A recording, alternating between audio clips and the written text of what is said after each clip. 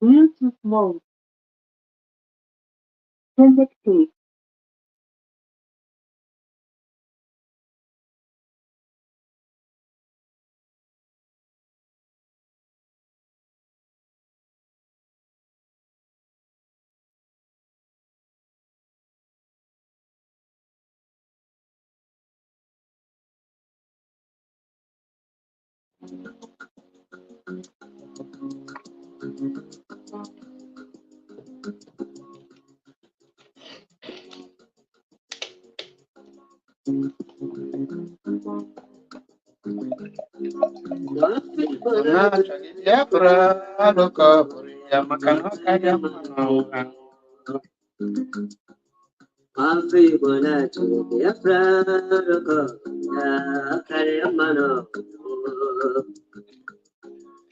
Nwafọ Igbo na-achọghị Biafra alụkọ bụrụ ya ọ karịa mma na ọ nwụrụ anwụ.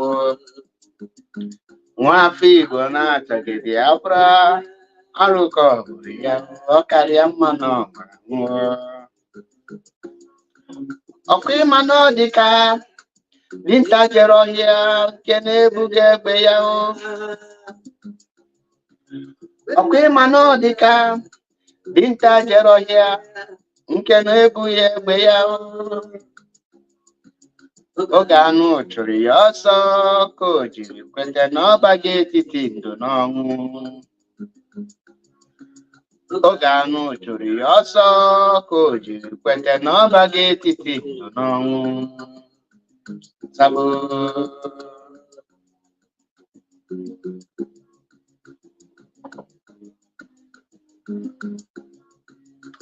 Damasịkwana maka na iyi n'isiri ike ka iwere isi gị rụwa Sabo. Ezi oyi ma nwụkwana ka isi n'iyi na ịmara mma ka iwelu ndụ gị chọba ego.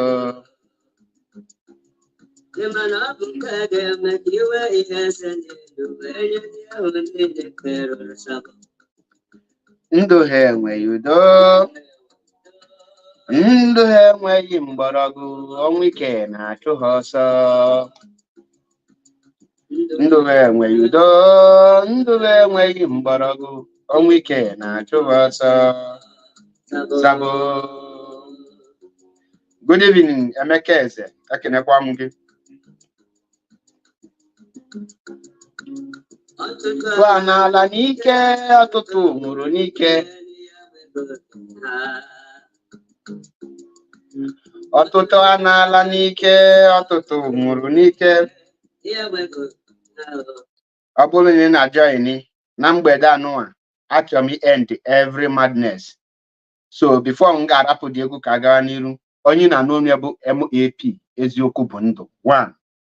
And ihe nji maka ya wee bịa na this program bụ onye ọbụla mkpọrọ onwe IPOB, every IPOB member and every other people, ndị ahụ si na Maazị Achebe Paul na-ekwu okwu dị aṅa na ọ naghị ekwutie na ọ na-enye dị na ọ bụ Sabo na ọ bụ nke a.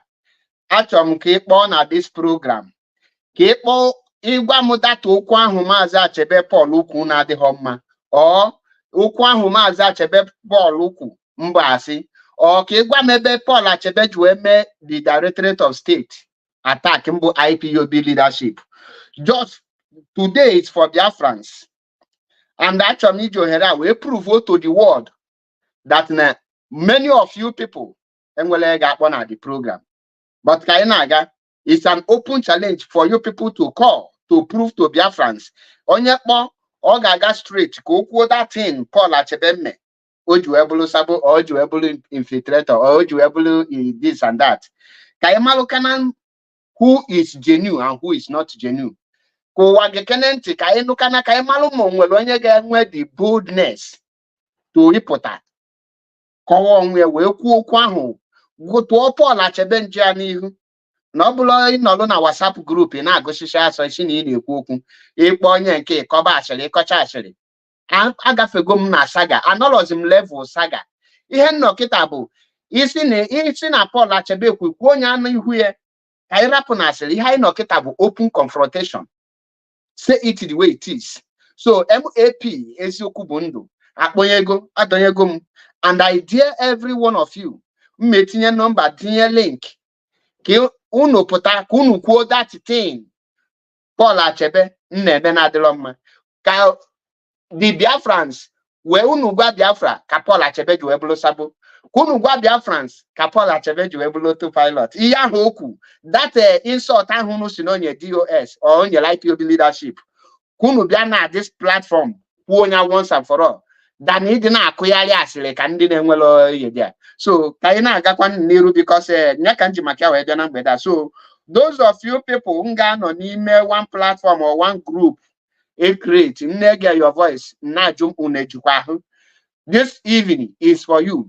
Be bold enough to call in. Abialom can broadcast here. Today is for Biafrans and those that say Mazi Achebe is Sabo. I want Biafrans to be in this my platform and hear your voice while you are stating the things Mazi Achebe Paul have done that is not in line with a freedom fighting movement. What I challenge you is an open debate. The hour has come to end the madness once and for all. Let's see who is real man, who is well rooted, and who is a freedom fighter. And Ejiloja Wekwado. Omuaka na-akpọ MAP eziokwu bụ ndụ nke izizi na Biafra land. Anyị adịla ịbụa. Nna m gawa n'isi. Ga-adị mgbe Biafra ga-abịa n'ọtụtụ ndị ga-anọ n'ụla. Otu aka ọ ga-adị ewu mgbe Biafra ga-abịa n'ọtụtụ ndị ga-anọ n'ụla. Obodo ọma. Many of you ga-anọ n'ụla ka na-eche na enwe ndị ya emetelu na enwe ndị nọ one side na-eme. Alụ ka ọ bụrụ ya ọ karịa mma nọ nwụrụ anwụ. Nwafọ Igbo na-achọghị Biafra alụ ka ọ bụrụ ya ọ karịa mma nọ nwụrụgo. Nwafọ Igbo na-achọghị Biafra alụ ka ọ bụrụ ya ọ karịa mma nọ nwụrụ anwụ. Bịa nara Biafra do bịa nara ya ka ihe wee dịrị gị broda. Gọvanọ bịa nara Biafra. Sọfref bịa nara ya na-abata ya ka ihe wee dịrị gị broda. N'ihi na Chukwu okike onye fụlụ ọnọdụ Igbo.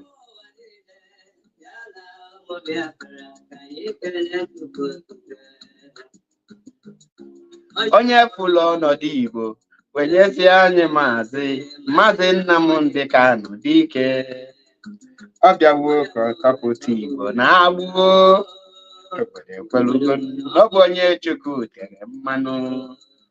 Ekwelugo.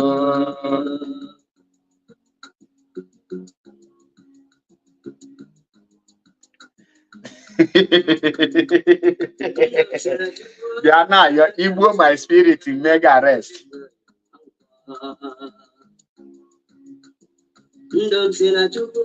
Akara ka m si na Chukwu na bụrụ Victoria Nwankwọ Afọmolugo.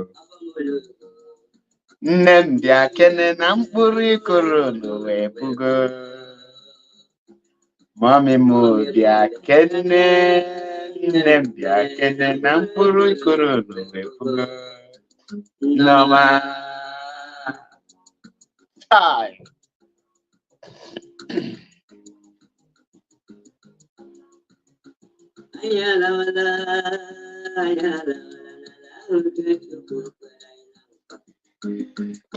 Kaido Biria here. Kaido Biria. Dalukwa ndị ọma na-ege ntị. Once again, my name is MAP Eziokwu bụ ndụ 1 na Biafra land. And as you can see, like I said this in the first place, today I am not broadcasting. Today is for Biafrans. And for those Biafrans, most especially those IPOB members,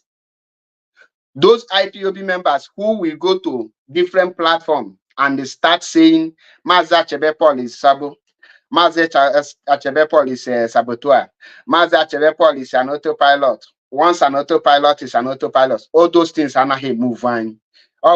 He prepare on when this a struggle. Abuse is nothing. Mark choose. Okay. Now, to show the world, and that some can know from the people, because when I see all those things comment, I'm more aware that no auto-generated platforms a human being analyze. So Atom can only open man Paul Achebe is an autopilot. Or if you have something to expose Maza Achebe Paul of, Atom can made the expose now this is my platform with fact and figures, with evidence, with proofs. Or na Paul Achebe na basa DOS mba Atom can prove when you're here.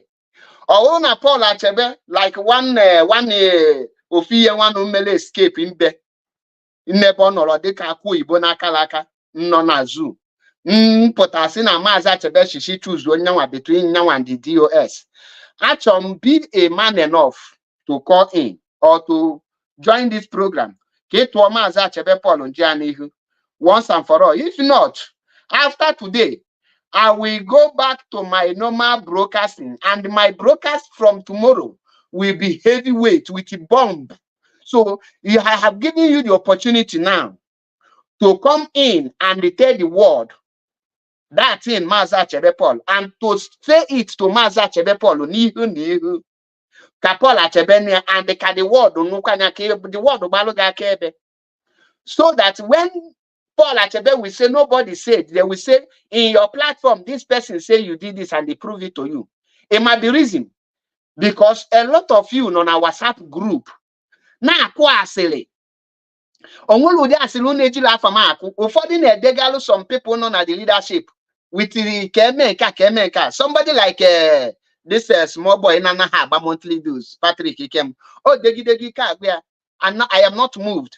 And the other one Mongo Park how Mongo Park discover River Niger nọ na bany the nka dịka akụ Igbo na kalaka n'ebe ọ nọrọ n'ọlụ ka melu mebele nsi na afia bụ Elochukwu Haji degidego rubbish. Achọrọ me reply her.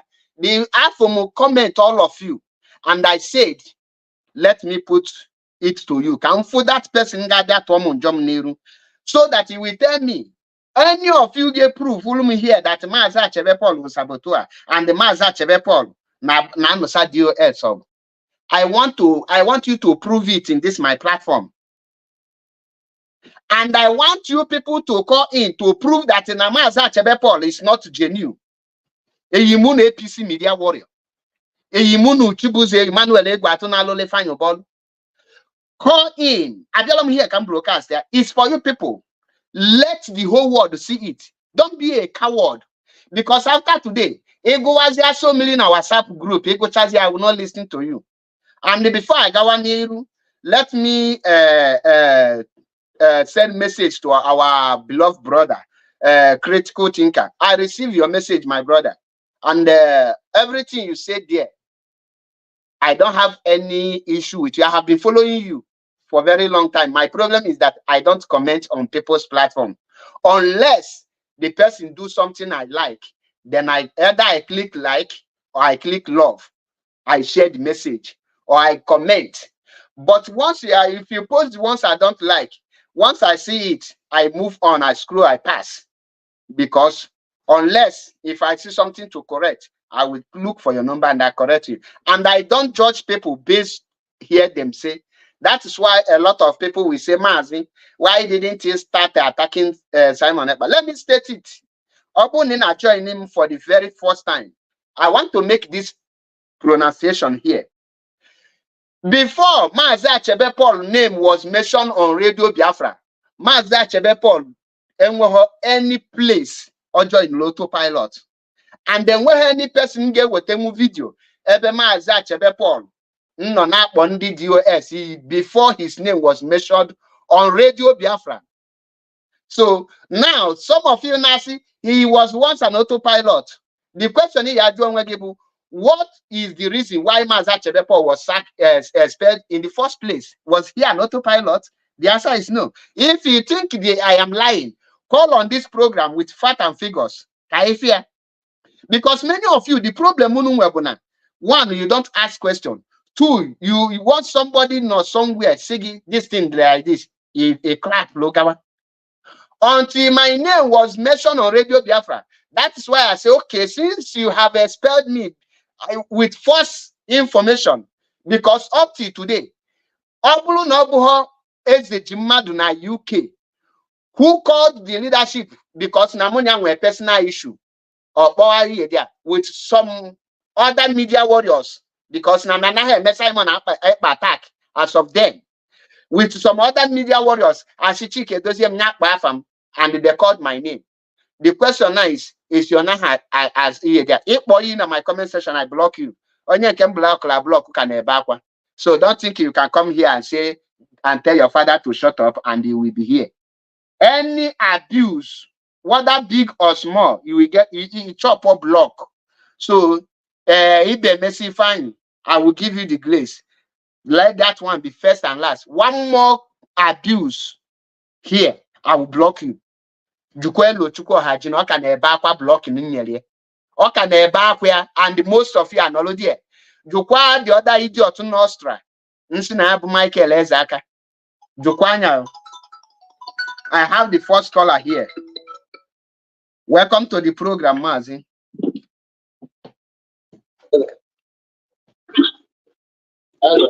Hello, welcome to the program. Good evening. Guanya Fagin ABC. I don't know what you guys say. Okay.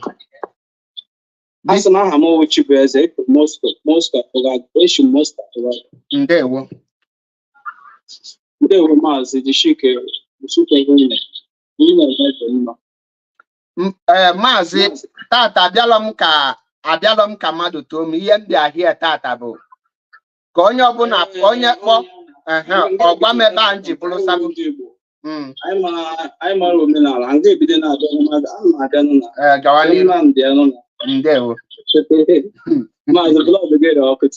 oh yeah, because you're from tomorrow now, my broadcast, Abu Bomb, Kisley Kai can Equamgi. The platform is yours. I'm like a program when I'm buying a program. But anyway, eventually, we not name. Imana, as on your place, you of every marriage you went short, mother 100%. In our balance, I'm talking about the way your Imana, your angry in a potash. Is angry. In some ways, in a use on our channel. Some ways in a use on our channel. In the use abusing words. Abusing words in a use, yes. Hello, Mazi. Your voice in there, each another this in there going again.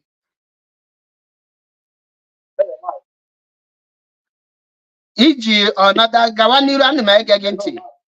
I'm listening to you.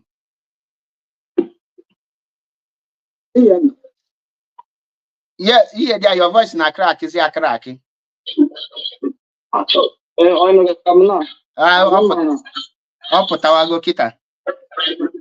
In Egon, when you could she use another phone, Egon, when you listen to the phone, boy, direct. Could she use another phone?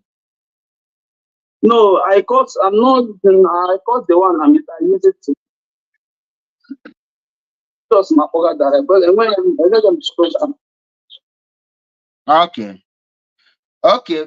Because be specific. About the way you make the program, in your anger and your frustration, in your career. I am not like that. You will make no struggle.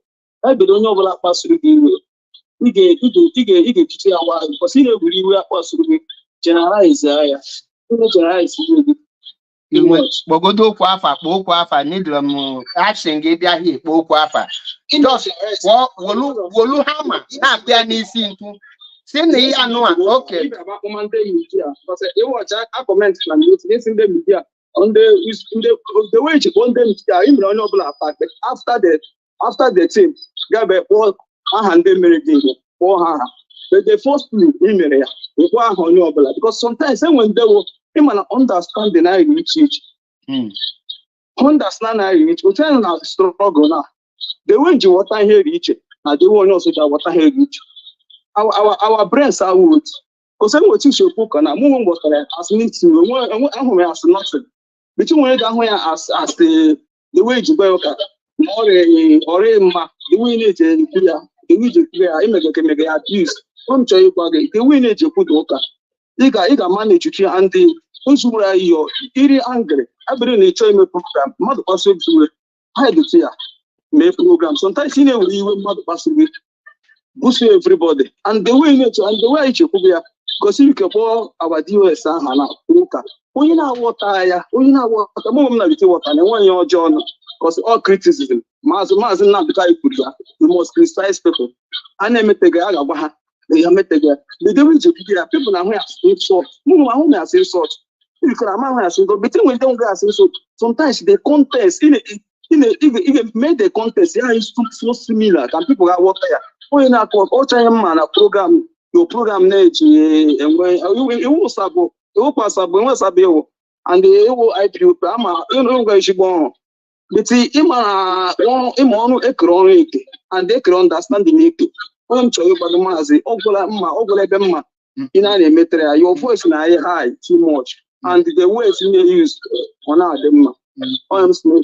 Nde wo mazi tata asim na ndi open apuna na phone no tobele e ma the reason to not open onye obuna prove ru me be no dey wrong today I will tender apology man obuna nwa ha prove ya will no apology mazi in ege mazi nam de kanunti and make ya why not na make a mazi nam de kan onwe the day mazi nam de kanu make it a broadcast will end there the broadcast for sure, no one end the program. Even our people angry with the way they are thinking. Angry. Mazi, your point. The way they understand. And these are people for you. These Igbo people, these Igbo people. Okay. Igbo people are easy. Now, the anger, like abuse, Muhammad saying I'm not going to stop abuse now because actually double here. Because again a comment section like somebody like Elo Chukwu Hage or Haji Amalomi Azaza. Now, the 95% of comments in there on Amazi Achebe Paul. Bo Sabu. No autopilot. So I read the comments. I read everything. And when you those comments follow, man, even you this program, only na maza chebe polo sabo nyabi approve. Like you said, na the way you that is when when they na soft in talking. Only obuna nege even if na phone or na nege on any program. I have a hashtag voice and be with open force. Secondly, and what believe not DOS and have not insulted any DOS. That I bring out my opinion. That is not an insult. And now some people be like this small short engine and kadika ako ibona kalaka elochko haji. You on a platform, yana. Here people never a personal issue. You attach it to the leadership. Now, even blame the leadership. Now, the leadership. Here have leaders. How an lead? When you report some cases to them, they don't pay attention to it. So you don't expect me reporting issue. Don't report to try to pay attention. The thing will continue to retaliate here. Then the same people are there take action against me. Then mother potassium no indiscipline and the indiscipline. To me, once you pass an injustice to me, like I watch you go many videos, I see any injustice, then you carry on the serve all your suspension in but that is other work even no. In your injustice. India, they fight against that injustice because that is the number one reason I do a choice in Nigeria where poor. So you don't expect me to be fighting for freedom. Why I will cover injustice among us? That is number 1. Number 2, and when the atom person yapota here, Kopoloma for who used against the leadership of IPO being the wrong. Enwere maazị enwere ụka use yesterday. Wesa I'm a read your enwere ụka ifuge yesterday. Enwere ways to use on the context before this the echefuru West but I'm a West but what our people our brain is it enwere the way to use for the West are them my brother them Onye can use it against. Onye can use it against. This is struggle and enwere religious fanatic. Okay, my brother, downloading download for your one. Your advice is well understood. That is number 1. Download for that. And the 2, each the words in use. Feel free to call back and tell me. Or Bruno no words in use. I will listen to your message. Okay. Or Bruno no words being used. Then for some people zombie. Very specialized here. For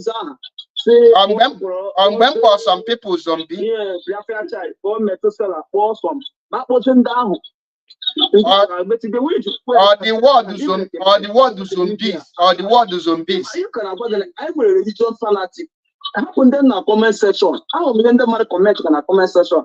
What's the Sabbath? Okay, my brother. Autopilot is always autopilot. When then follow dinner. You have to anytime they just attack it. Okay, everybody struggle. Everybody not struggle. I want to talk our goodness of this struggle. I want to talk our downfall. The church of then not so much about downfall. But only I like it. Maybe have a personal problem with you. Small thing you get. Who is that personal problem? Missy and them are generally say everybody. Even a woman that's on your jaw. Only I'm going to struggle. Like with the local religion discussion. And when you took on Haji that time, I don't know that. I was saying what that time, but after matter. I was took on Haji. What's that when you preach that part? Religion, people, when they bring us, have to make this all you baby, all sample, all cannot watch them or Jonah, or make him to go Haji. And when Alaska at the TV. The pastor makes all your eyes and I hear my sister fight or fight again, but or fight idiots, or fight all this religion fanatic. My brother, he spent 11 minutes because you're that chance. And when mother not on a screen. They won't watch Chineke. And when mother not on a screen, they will. Thank you, man. Your word is understood. They were and well much argument not there. That likewise Mazi critical thinker from video and I understand everything.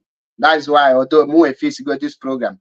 Now because I flow funding on at this program because for here why you know you withdraw names soon because let me go with no, the name supposed to be there is your program that stopped the name not coming out. Actually. Okay, can you introduce yourself, brother? Yes, let me open my video. You may know who is on the screen. You are in Novara, right? Oh, you are in Novara. I'm your former deputy coordinator. I don't know what that is.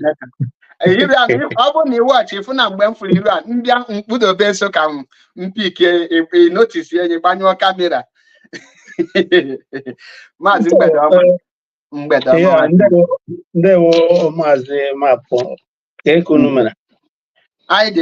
Oh, I'm passing on a Novara and on the moto. You now got a taking on a begging now, buggy of only the busy. And so, okay, I don't see you. What I want to say in your program is that you are not a sabo. You are not sabo. But the only thing is that when someone, you know that there is a program I have with you. That after that program, they give you suspension, and they want me. You know, because when I hear you mention that, and I just come up, I say yes. Maybe people may not know where we stand. That very time, we are not following anybody. We are not autopilot. We are not anybody. Only that we are just speaking for the leadership to get up after the kidnap of our leader. We are only speaking for the leadership to wake up. And we waited, me personally, I waited for them to get up and take the bull by the horn, and which they did not do till this very moment. They never get up. And what I'm trying to say here is that anybody calling you Sabo, or many people are not Sabo in this very struggle. It depends on how they understand the struggle and what they know about the struggle. Make them to say, maybe this person is Sabo. Even Sabo, we are seeing Sabo very clear.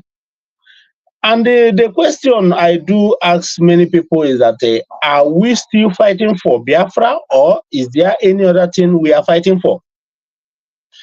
Is there any other thing we are fighting for, which I don't know? Because me, what I'm fighting for is Biafra.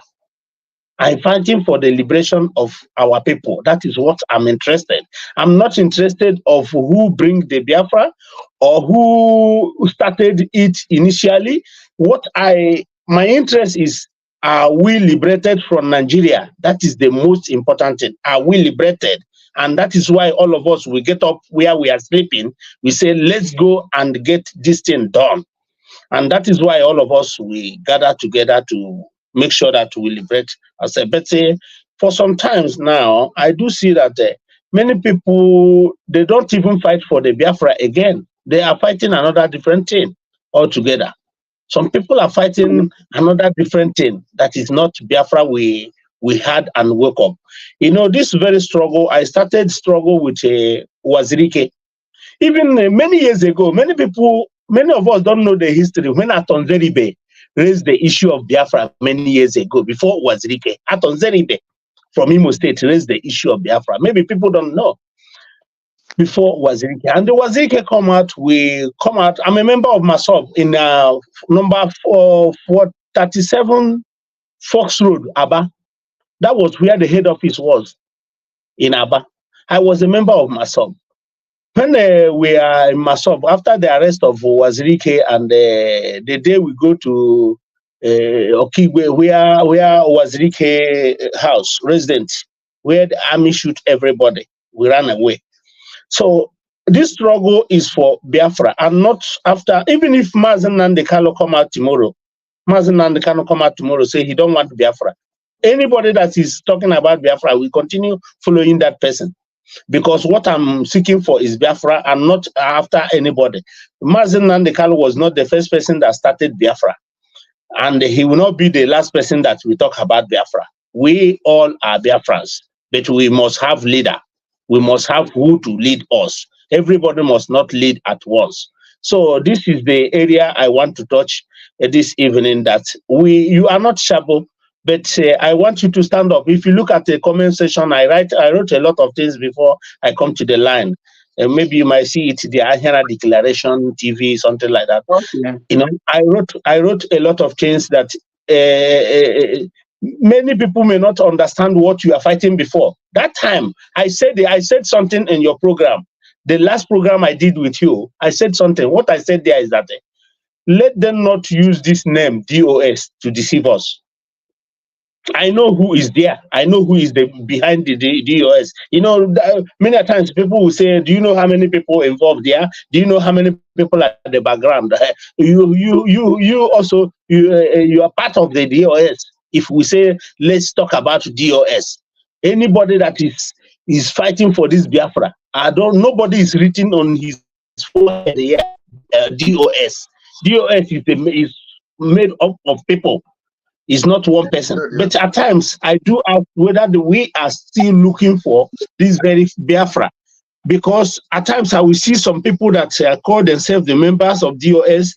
They will go to Nigeria and they will tell our people that here they are now in Nigeria and nothing is happening, and they will come back again. When they deny Biafra in Biafra land, when they come back to their residence, they start Biafra again, and people will still be following them, and we are still fighting the same Biafra. At times I do ask ourselves, are we still looking for Biafra, or there's any other thing we are fighting for, which I don't know. Maz, I will stop here until if you want me to talk again, I will continue saying something. Because this today program book actually people here will put the fact na Maazị Achebe Paul Sabo and the fact na Maazị Achebe Paul autopilot before upon Afia na Radio Biafra, and the fact that na Maazị Achebe Paul currently is attacking the leadership of IPOB, because the only video name which I stand, and from next week or from tomorrow we need pressure. We need pressure. Pressure blows us Ibuegbe. Obulachi, you need pressure. It's not pressure people or pressure BJ Pota protest. There are many ways to kill a rat. But our IPOB members, once people have need the pressure, the only thing that comes to their mind is either Ibuegbe or Napota for protest. And well, any other strategy, many of them. So for that, I know they need him Hawan, because Patrick, he came na comment session. Yeah. A lot of our people in dead here. Nankelo Chukwu Haji, actually, a lot of them. That is why you actually continue this program, tinye my phone and the link, so that people will call with fact and figures, so that you can have me boy ma that because they through kitego mo open challenge to Patrick Ikema and Elo Chukwu hana agba koko hara. So say hama be gba saga. Agwa ha person like me agafe go saga. Iye no kitabo isi na memetelie. Nsigo okay. Or na platform or na neutral platform or na my own, and you web brotherly debate. Onye ka akowa gide kowa cha onye ka akowa. People are malosia and you see kwa dia na mota.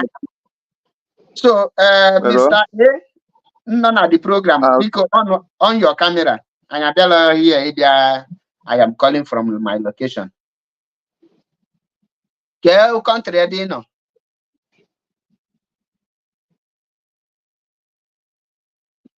Eh? Can you hear me? I'm hearing you now. Which country are you streaming from? I'm calling from Biafra land. That's why I had my camera. Okay. You go ahead because you are in Biafra land. That is the only reason why I will pardon you. Okay. If not, everybody's supposed to the open camera. Kaimalondi Busaba and Nandina Sabo, because a lot of people here they are Potago hide under camera na cause mayhem na IPOB. Gagani, just take your time, brother. Thank you so much for that. Thank you. Maazị Achebe. Correct the name, Maazị Achebe. Maazị Achebe. Good evening, my brother. Kemere. Udonachi. First and foremost, actually, this is my brother group.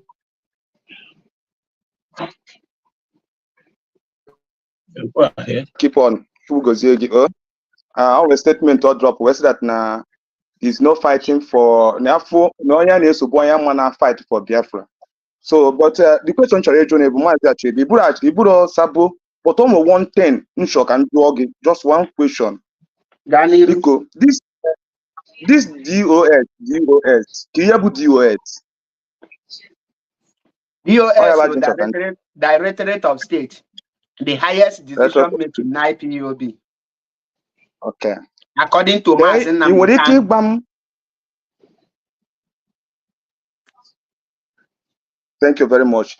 According to Mazen Nankan, you don't open Mazen Nankan Braha before a kidnap boy or open more Braha. See, able natural African Yegemen, Yageme. In my meaning of actual mother for you. Hello. Am I the meaning of actual madam Affolia? Yes. Guinea call. Guinea call. Yes, I'm a man. Guinea call. Okay. The meaning of actual madam Affolia. One. Obuna, for example, now. Asimum. No Obuna, no case. Obuna case. Yeah. Actual me. Obuna.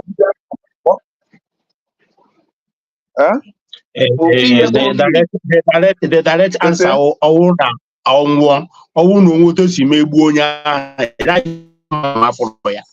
simple. Meaning now. I can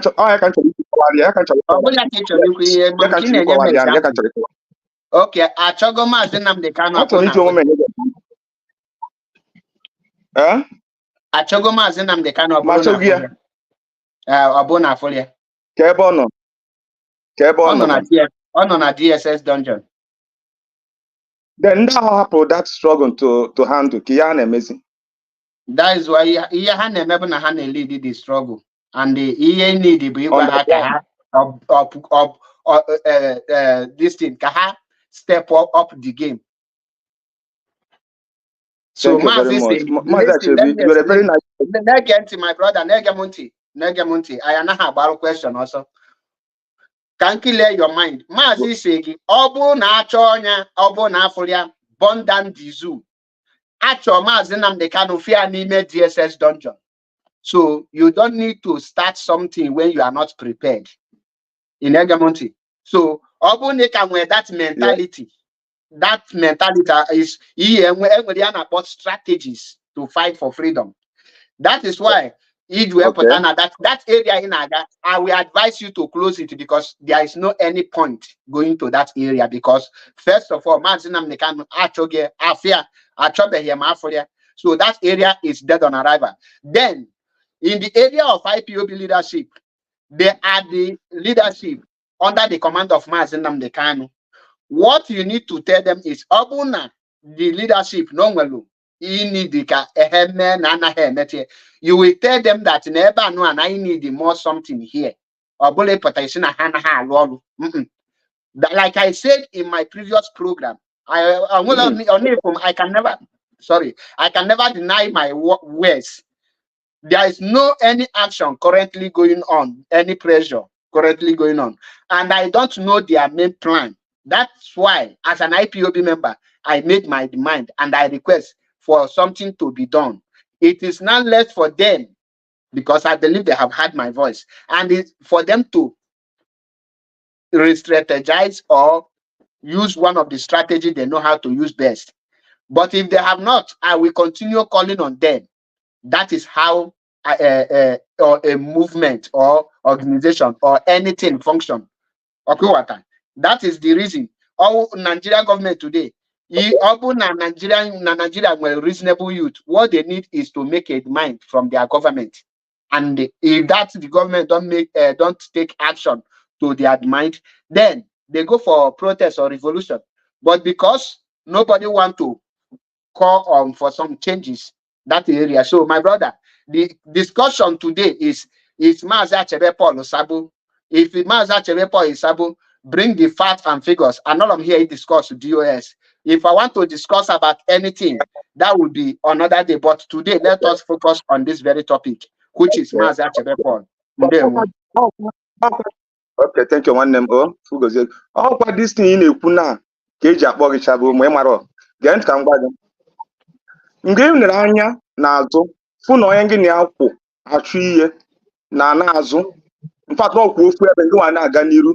The way she got when I say one name beneath Kaiga, which you are no Zozi, Buzin down and on I when I was sick, Nagabo Sabu, when half free fan go and do one give for. So it's more happier.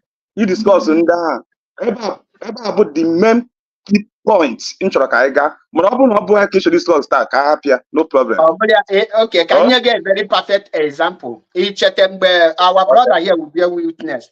And when we're Mazinam the Kanogal America. Lu America, gwa ha na nya need ka apụta ka support o ka ebute ngwa ahịa. Gịnị ka ha gwa ya no chọrọ ime ka no chọrọ ime ka they sabotage many of them that time no zikita na support in one way or the other because half of ya for that time. Now it is my duty, if any of my brother fall back, I will not abandon him. I can never abandon him. Then rather, I will find a way to carry him along. And the abulom somebody never folk na pampia or ne pretend in open. Like I said, the topic today, Abelom here can discuss what DOS.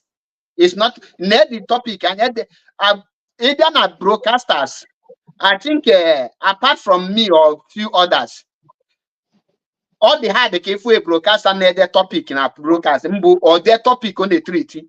Treat that topic for complete 2 to 3 hours based on that topic. And remember, that's why I'm saying, don't deviate from this my topic. Because I from Biafrans and lovers of freedom, Nwete the point na Mazi Achebe bụ sabu or no leadership attack. So if you are coming in the area of the other side, my brother, that is not why I'm here. Okuwata. So I focus on the very thing. There's no problem. Can form poor? Open shall baganable. I know which one have film aka. Always open at digger. When I see, into all of the people share one day I'm back in prepare. If not by Chineke, Nana is open, always got Simon Ekpa. Near dear back when he many giant again. My brother, I believe they are here. Here they are. They won't watch Chineke. Ebia nana my platform, Ebia divert your attention. Kazi kiya join all safe. Okay. Sorry for that, brother. I don't hear it to any person. Even if you could any drop, or that is how it goes. The area Mchoburi Kuku Manesena Agaladia or the question Mjuru before I suspend there again at IPOB. Then give me one and then I reply to them that I will leave the area they are. If they don't mind, is that I ask who is there? Hajurum, who is there? Because that time I also full leadership that time the leadership major the question on Juru, who is behind this leadership that we don't know, because a lot of people hide at the back of Mazi Nnamdi Kanu, but all of a sudden they kidnapped him without any information, no nothing. Everything just like is shattered because a lot of people are seeing with his own eyes, the eyes of Mazi Nnamdi Kanu. That is what I saw in this struggle. A lot of people are covered because of Mazi Nnamdi Kanu. But when the Mazi Nnamdi Kanu is not there, is the time we begin to know who is fighting for us and who is not fighting for us. That area, I don't want to go much deep on that area because I don't want to divert your attention, or people who want to ask you questions, or people who want to come in and ask you and explain to you why they are calling you the names they are calling you. I just saw your program. I say, let me chip in because of the area I know initially. We are not sabo as we are today in this program. That is how we do the program. After that program, a lot of things happen. Because what I ask is, who is there? China Sanworu, I don't know you. I don't know you, China Sanworu.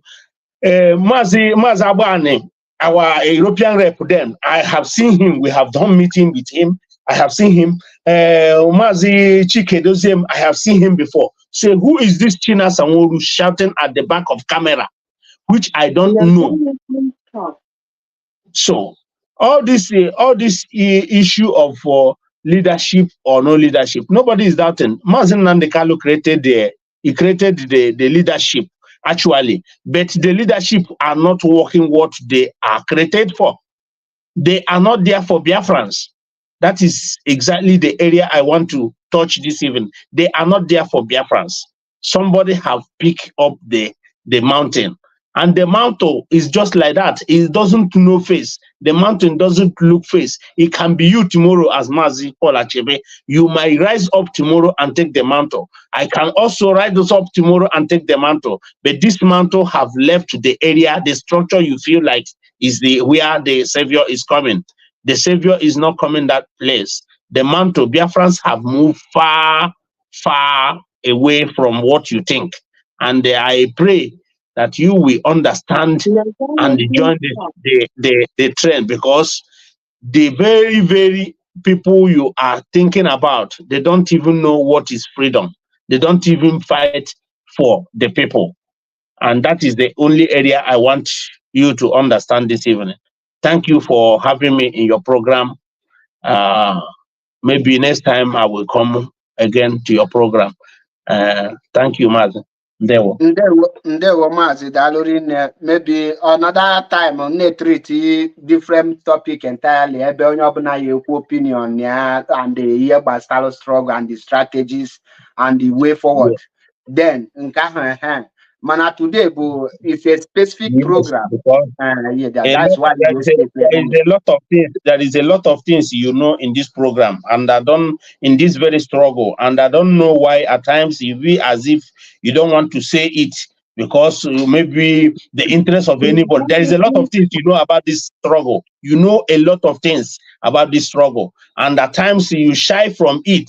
But you know, I know that you know it. Me and you, we have it in one place. We have it in one place. Nobody can tell me about you. You know a lot of things in this very struggle, and which you're supposed to come out and say it the way it is. Because at times you started saying it initially. We said it, come, let you people come and lead us. We want somebody to lead us, but we didn't see anybody.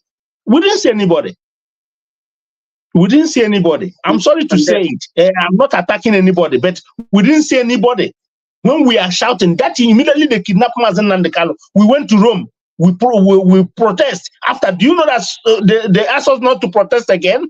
Did you realize that they asked us not to protest again in this Italy? Do you realize a lot of things? That area here. Area here, this area, this is our brother. Your program. Thank you for today.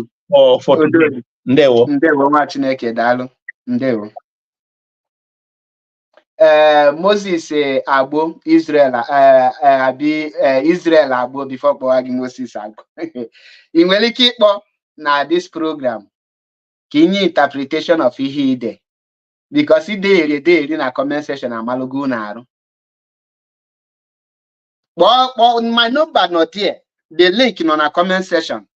So why they tell it? According to you, Mazi Paula Chebe.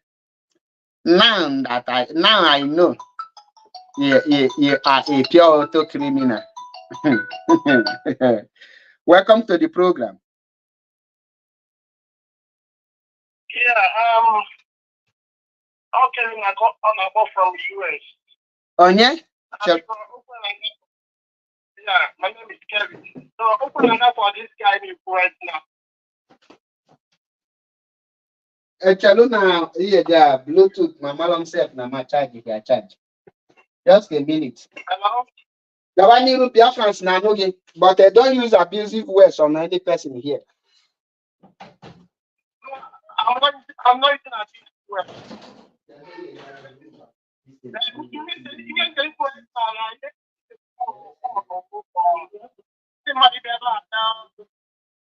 Justify whether I can stop or not.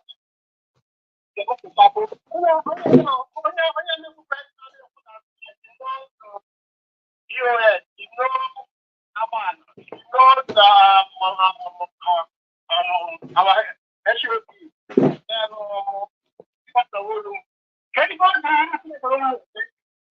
are you doing straight? Because we do want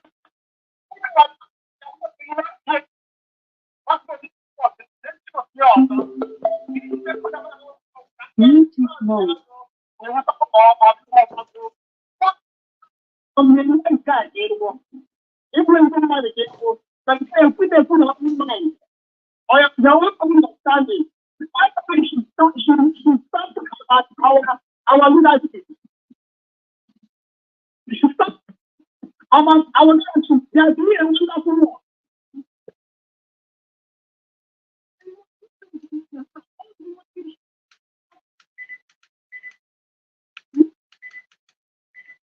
A great job. Mazi, your voice anala put off my biko. I don't know what to do our people. Mazi, your voice ana put off my can when you know because I hear they are apple map. Voice ana put off my abiuna na miho neku.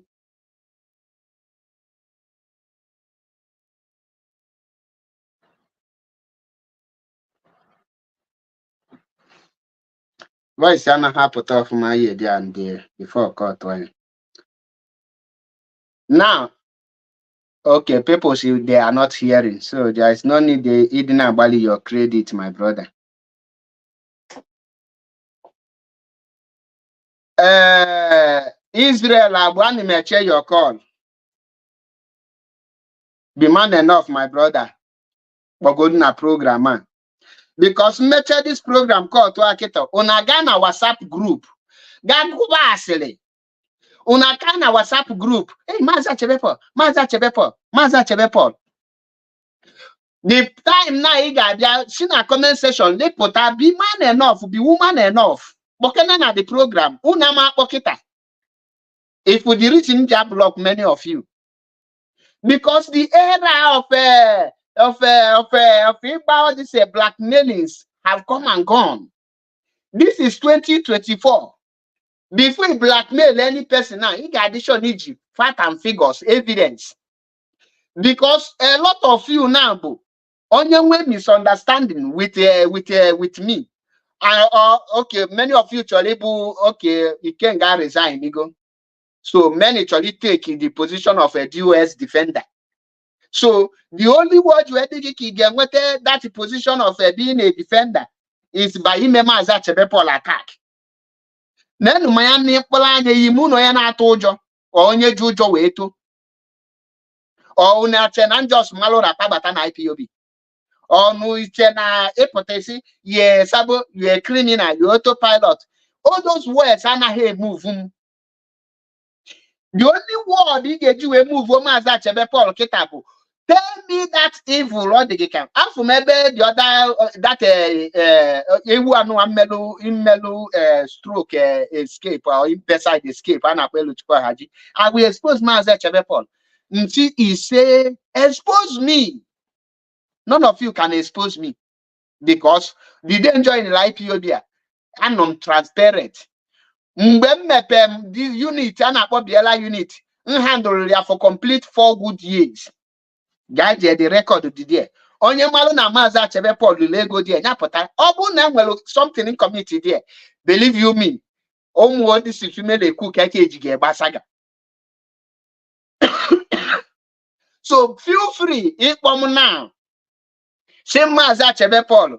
This is the word you use that it shows that you are attacking the leadership. One thing, the word EMM an autopilot member or what make me a saboteur. You see how many of you cannot call. And open and make sure this program no na call. Welcome to the program. Yes. Can you hear me now? Yes, it's better now. But okay, my topic in the treaty. Yeah, in my hear me good I was very angry, but I just tried to be calm, you know. Butu. Most of we in the most of us is very, very foolish. We have our own to attack our own. But we cannot fight others. Ordinary plan we cannot fight. At all. Paul, you're a nice person. I want to know I'm wicked. More than you ever said. The way someone treated you, not our leadership. Because leadership is a bunch of a lot of people, you know. One particular person here hand the case to you, mislead that case. And now, all our leadership, we have nice guys in our leadership. We try to appreciate our leadership. Exactly. Because that's the last debate we have right now. Who will pray to I think have that for them all the right way for not gonna program go. Man, this na for you you know the room. Why do you need to make you feel here? Who do you have to foolish people? Because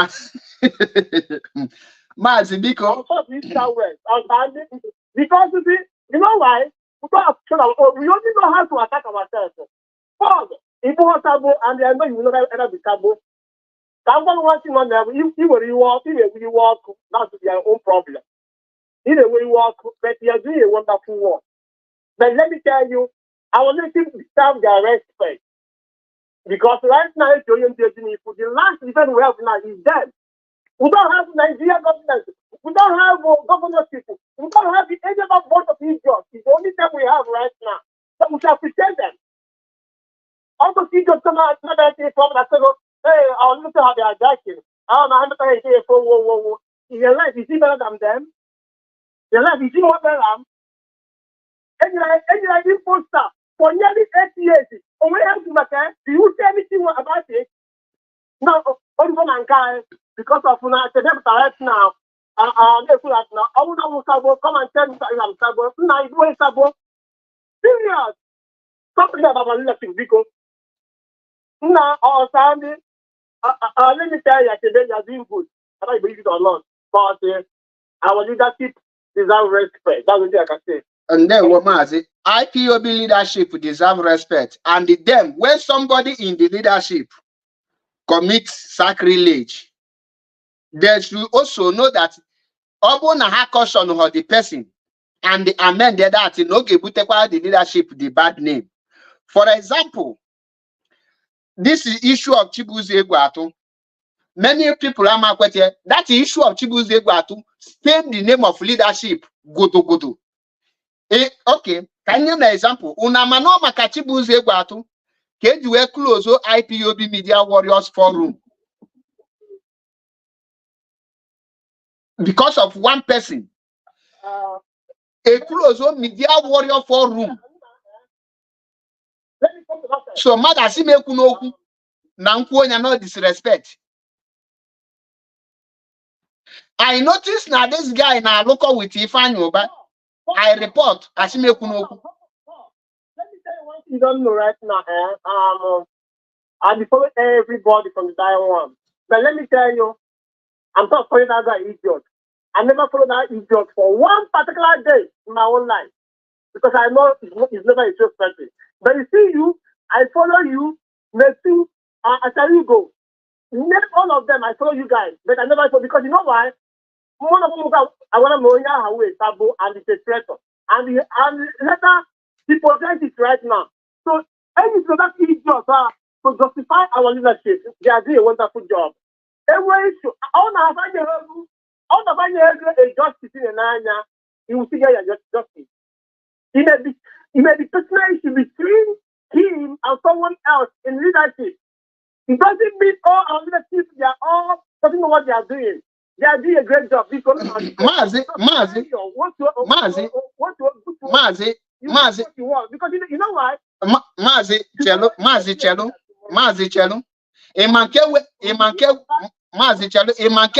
Imanke kalicha miwe. Also handle it in a diplomatic way. Yes, Mazi Chelo. Imanke kalicha miwe. Buna the idiot be resign from IPOB. Mwe me video during can me video ahụ wee kpọọ onye Asabo maka na akpọrọ Asabo after ka resign from IPOB keji agba nju enye suspension. No onye resign from IPOB na no on IPOB na mkpọrọ Asabo keji nyem suspension. Then somebody apụta anaghị address ashin ma react na mu just have all the suspension. Na nyem suspension maka onye no on IPOB onye resign publicly. Then madam where mouth justify such thing. Yes. I think it was very, very wrong. I follow it up. I'm a following but I sit down on myself to think about that. But mother now Obu no on IPOB. Obu no on IPOB where kpọọ onye Asabo. I see them for my fellow IPOB member Asabo. Everybody now why is only they and people that handle that case really they did a very, very bad job. They did that. It doesn't mean that either in other areas they're not doing well. They are doing very, very well. But let me tell you, I don't want all those idiots, both of you idiots who make say they use their advantage. And then I say, Paul, come and tell they're all both of idiots because they cannot even confront ordinary Chinese planning on their village. But over here, people, before her, Papa Star, so my brother, you have been very, very well. Let me end this. Let me just end this right now. Put the other things behind you and then move on. Of course, I have done that. You guys are the future of Biafra. We're talking about right now. I understand your spirit is very strong and you fear nobody, and I love that, But don't allow all those things to question. I'm making that go out. No. Mba, no. Onye ọbụla mama onye ọbụla mama ọfụma mmadụ anaghị agwa m ihe m ga-ekwu ọ topic m ga-etriti. Move on. Outside, you will get justice. Ndewo nwa Chineke daalụ. No matter what happens, you still get the justice. Ndewo daalụ. Ndewo nwa Chineke. This program should stop right now. Mba, achọrọ m stop. Achọrọ m ka ndị ahụ na-akpọ m ka ha kpọọ here prove m something. Our leader, I want to see you. You're a nice person. When I want to go from right now, nobody can tell me if I never want to see jobs. That is the man in Finland. Forever in my life, for my entire life, I never even watched his program for 1 minute. He can't go around. I never watched it because I know they will go out. I know the people. Okay? Because who you are. So don't use because of that to destroy all the reputation, the people on the other cause. Don't use them because of that idiot. Because somebody because someone may even try to make you make a mistake that you will ever regret in your life. But please put it behind you, move on. Program, move on, okay? Because or Biafra or you. Nobody can take it from you. You are still IPOB member, no matter what happened. You should come back and announce. If you don't bring you into that, you bring you back. Serious. Bye-bye. Ndewo nwa Chineke, ndewo. No form and me ekwu na-ekwusi ike. In as far as this Biafra struggle they concern, and well back. Or none well back, I'm well back and anachie. Many of you when you couldn't went back, you know you're not here because you not genuine, and all that is a work of a spy. Only spy be went back and anachie. Any person be genuine at this movement, where can alone at this struggle will now and will any back on anachie, unless those that are not genuine. That's why I for that potassium name speak out of emotion. Does Mazinam they cannot critically ESN out of emotion. Mboka no dinarano Chebeka Eastern governors create security. So many of you now this IPOB I know name here many people they follow Biblion Okwonu unanele follow the spirit and the mindset, and that is why many of you can be deceived. Or not since but this struggle, they deceive them. I make advice like what our brother critical thinker and may follow up from video post. Then can name program can be a this idiot Nostra and Zaka Michael. After comment it a rubbish I block the idiot or send the friend request. That is here now block Google because Afugomna on the comment when you have many people following you, Hechena had important na your life. Many people na my page and the behind Jerini. A deal on page Jerini, and when I call I have a handwork and I work. That's why you're 18 here. Come and explain to Biafrans how Maza Chevepol become autopilot and how Maza Chevepol is attacking the US. I Biafrans man Kebezoku. Because comment you and Patrick he came and he carried this imbecile. And Haji shows that name well a lot of things about me. Kunu Biagwania ni namal about myself. Welcome to the program. Gwanya Fagin Edisiapo. Hello. Hello, Gwanya Fagin Edisiapo. Your name and where you are calling from. Your name and where you are calling from. If you are listening to another device, please stop it. Listen to the phone you are using, please. Okay, I'm hearing you. I'm Ugochukwu, but it's in Netherlands now. It's in Netherlands now. Ganiru. Okay, man, the topic in the treat. The topic in the treat. The topic, Ibu. The topic, Ibu. Maza Chevepol, Busabo, with a proof, no Usabo. Maza Chevepol join the autopilot. With the proof, not join the autopilot before Pafiana Radio Biafra. Then, now Maza Chevepol is insulting DOS, attacking the leadership. Currently, weta the proof ọ ihe nọ ya tata ka Biafra Onye si ime ọ dị ka nwanne anyị nwoke akwụchiri okwu kịta na o kwuru that na inwe obi ọkụ. that is part of ị na-arụ ezigbo ọrụ ihe ị na-arụ na IPOB wụghị sabotua. Onye ọbụla na-akpọ gị sabotua, onye ahụ sabotua. Because ihe na onye wọchị otu isi ekwu okwu wọchịkwa na otu isi eme analize okwu, otu isi akọwa ya ga-ama na ihe na-ekwu ka ikwu obi gị. But onye na-amaghị ga-atinye ị na-sabotaje DOS, ị na-sabotaje IPOB, you are not following the rule. Mba, IPOB bụ na ka o si function. Inye complain na IPOB, o nwere complain ị ga-enye ịgbasi nkịtị. Ịhụ na ha arụghịkwa na that complain enye na ahịa ihe kwuru na ihe mere ha na-emetaghị ọfụma. Inyekwa another complain, but ibebe nyewe complain jizie ka ọda ka ị chọrọ inye ha ka ha eme datin ozugbo makwa na ha achọghị ime ihe. Ha gbasiri nkịtị, ha nwere ike iji against you. Because inye complain na IPOB nọrọ ọ dị ka Maazị Nnamdi Kanu o kwuru na ihe ọbụla ị chọrọ ịhụ bikwu ụbọchị ọtụ ị ga-etinye dị command ka inye ọda ọ dịzie ka na-enye DOS ọda makwa na na-enye the leadership of IPOB ọda. Mgbe ahụ ịtaji iwu ha kụzie gị ha na-akpasu IPOB dị ka ebe ị nwere ike ịhụkwa na mmadụ da ha ga-ahụkwa na onye dara iwu na inyere ọda. But gị nwa na-enyezi complain na nwere ike ha adịzi against you. Ihe a na-eme gị ha ka ibupụta oji onwe gị fully.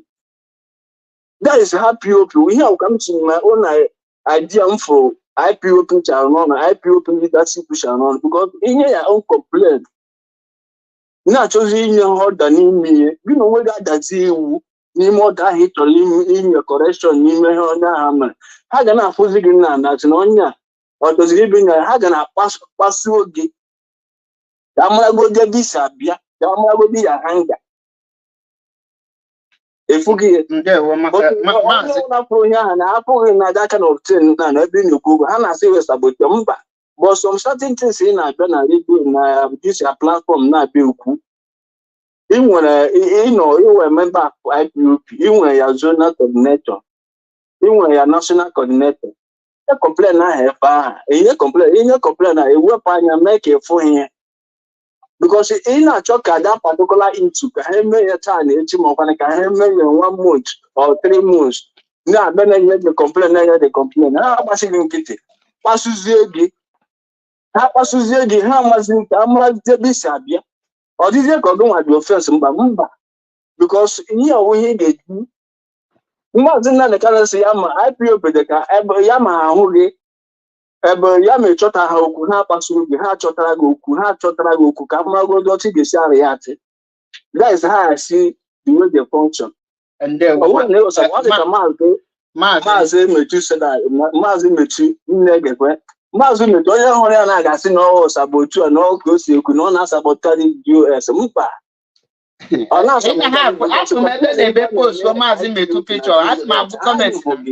but ọ na-achọ ka ọ fọsọ hito ka emere ozugbo ị ga-aka mụda tinye complaint ewepụ ya ọ dị Europe here na inye ndị polisi information maọkwara inye information to the government ha ga-agbasi nkịtị mmadụ mgbe ha ga-eji eteke action they can take them years they can take them months but complaint ahụ inyegodiri ha bitu na-abago na their record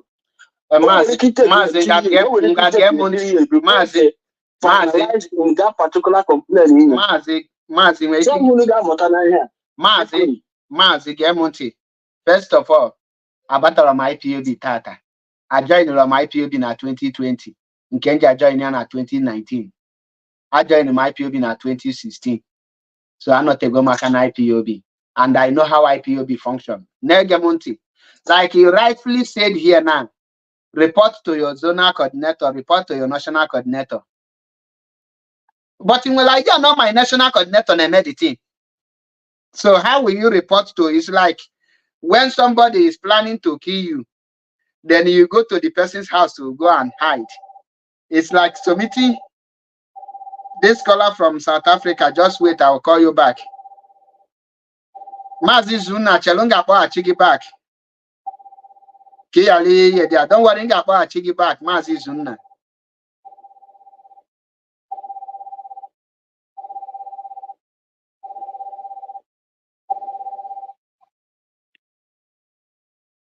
Ana m anụkwa ihe ị na-ekwu, ana m na-ege. Now, Negemonte, the issue here, first of all, and my stand here, Bona, and when I've been DOS attack, and I know how much I the leadership.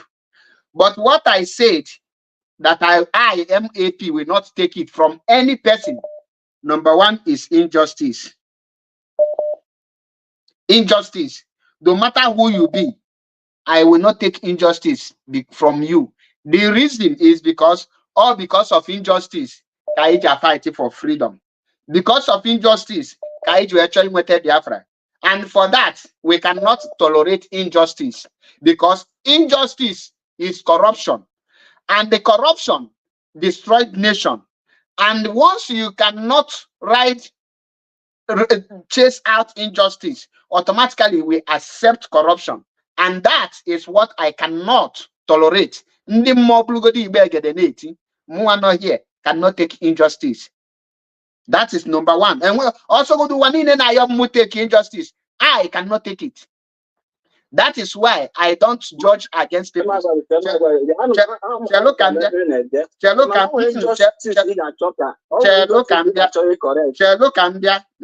Correct. Negenti. Report what issue to you. It busy. Onya continue na again. Report onya name that thing. Report all you want onya name this thing. Obu na bank it onya continue na the thing. You don't expect me if food aka food opa. Nwoki bebe and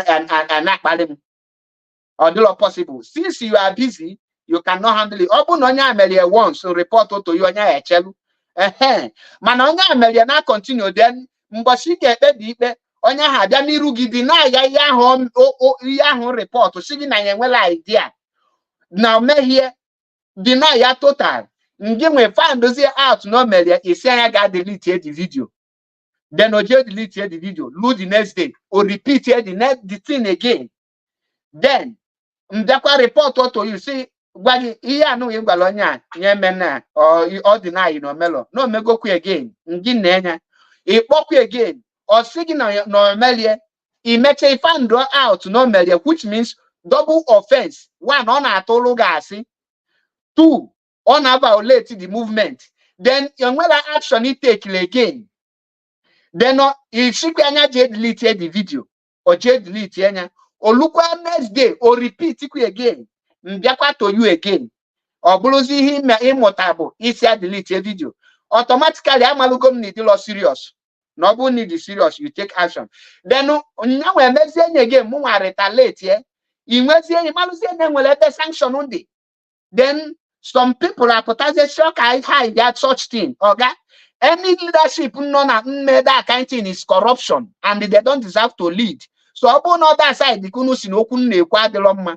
Unu ya continue na hear that one because Mazinam the can IPO we are whiter than white and whiter than snow.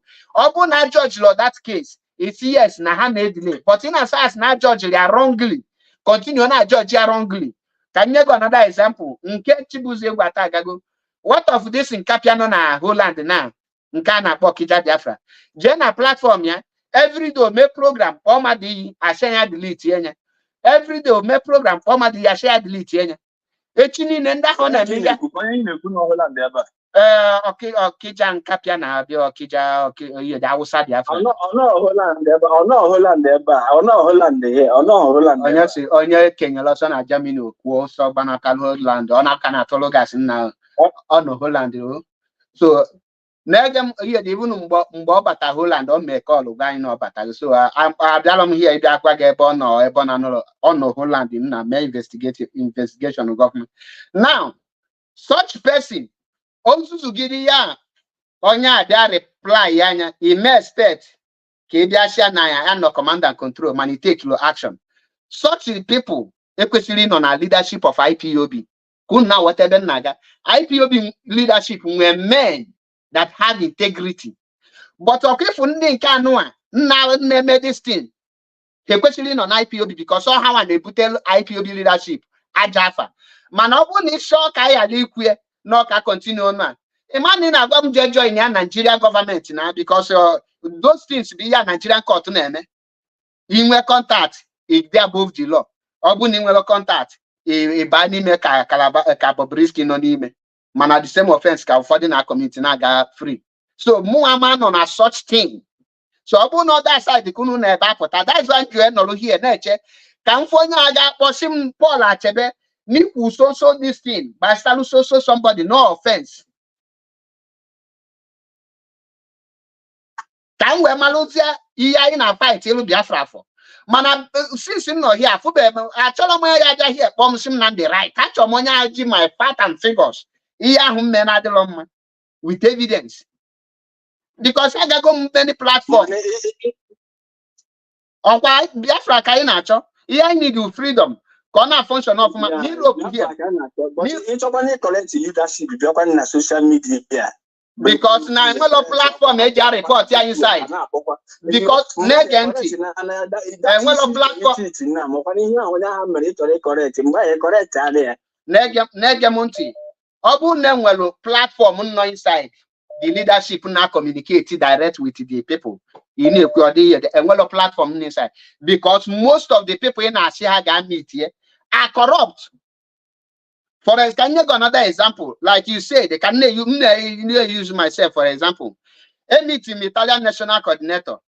Gana this boy, none for me, and none up Assad in my. Or some will tell you prove about Assad in my. Send that proof or send it here to the leadership. Maazị, mana ọ nwere hem chọrọ ịkọ gị, ọ nwere hem chọrọ ịkọ gị before ka m hapụ ndị ọzọ ka ha bụ, ọ nwere hem chọrọ ịkọ gị nyegodo 1 minute. Mana ọ nwere ihe mere n'obodo a, ọ nwere ihe mere na Holland a of recent. Ihe m na-agwa gị na ihe mere na their gọọmenti, ihe kwa ndị be anyị o. Ha mere business 1 or 2, akị na-aghọta, ama m ihe mere na the other one agawa na gọọmenti ndị obodo a ga report nwanne ihe ha dị na mma atọ m ebe bụ nwanne gị na akị na-aghọta ndị obodo a jụọ ya sị ka ihe onye a mere iji bewe ebe a ọ kọwacha ihe onye aha mere ọkpọ mmadụ ịtọ aha ndị dị mpọ mmadụ ịtọ atọkwada the same particular guy ya aka si na onye a mere ihe dị ọcha ihe ahụ o mere na-adịghị mma n'obodo ọ dịghị mma n'obodo but mmadụ ịtọ aha tụrụ that particular person aka si na ọhịa o mere ndị obodo ndị na-echekwa obodo bịara ba kpụrụ the person but mmadụ ịtọ aha tụrụ the person aka mana ejipọtụrụ ha na ndị gọọmenti jipọtụrụ ha n'ebe ndị onye a lechara anya nye onye ụdị ihe a nye onye ahụ na a ga-emekwa ya na gọọmenti. Okay. Ọnwụ dị mma o. Now, which means ga-achọ ka itritie ịkọrekt ya ịbakwa na nsogbu gị n'onwe gị ị ga-agbasigodo nkịtị that's injustice. Ihe ahụ abụla injustice ka ha chọọ brother. Ihe ahụ abụla injustice. Na-ege m ntị. Ihe bụ injustice bụ na a repọtụ m issue na anyị niile nọ na IPOB members enwe problem. Mmadụ na-abụ from gị nwa na-achị ka itinye gị n'ọgụ abụ dị I'm going to look for example. Ngo about the leadership now. Then mụ onye ọzọ enwe problem. Report what to you. Enwele anything ime. Oluechi niile report kwa issue to you. Enwe anything ime. Then olu nwanne echi the person abịa report to you. Take action. Without ijumese. Without him anything. A fire mozbo. Nwanna it is straightforward. Eh? Nepe wolugo ọkụ. Nepe wolugo ọkụ. Anụcha m ihe ikwu netwọk na YouTube. Okay. I think na ka anyị welu gị as the leadership. Mụnwa nọ under your care. Anyị nọ na meeting going with the chairman. And mụ na one of our members so okwu. As a chairman, I report issue to the report was na chairman. No, no, idea na on a many idea na ma like and I told him come on just work nilo. No, I can't report to you. Then it's okay, no go. Then we try and make the same thing. Wagi again. Wagi anything in Olusia one day. Retaliate is here to the person. Makano na report to you where he may. Then the person appears here to you. Wagin am Maria Diona.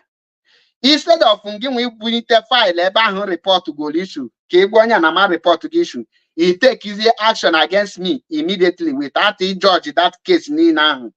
Ọkwa dị straightforward.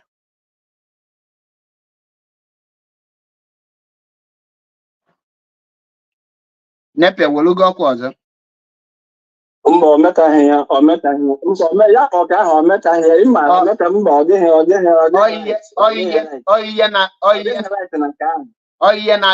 oyiye na-aga on between me and some people.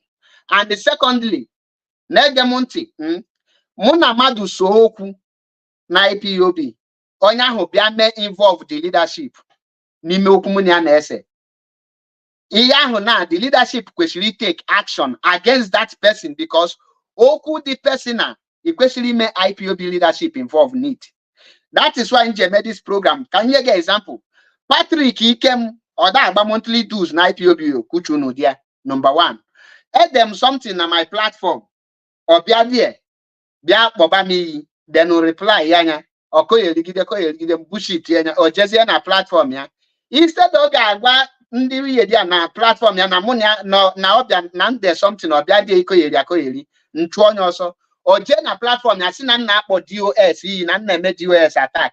Then ndị IPOB ndị because ọbụla mmadụ niile dị wise na IPOB enwe many zombies bụkwa zombie gbara ọkpụrụkpụ ajezie na the comment section kpọba n'iyi without ịjụ ese.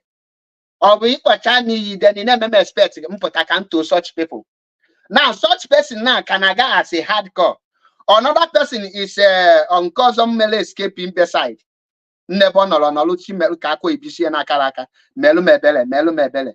Ana ka ndị ọzọ kpọọ. Onye ọbụla na-akpọ gị sabotu amakwa n'ime gị leadership attack.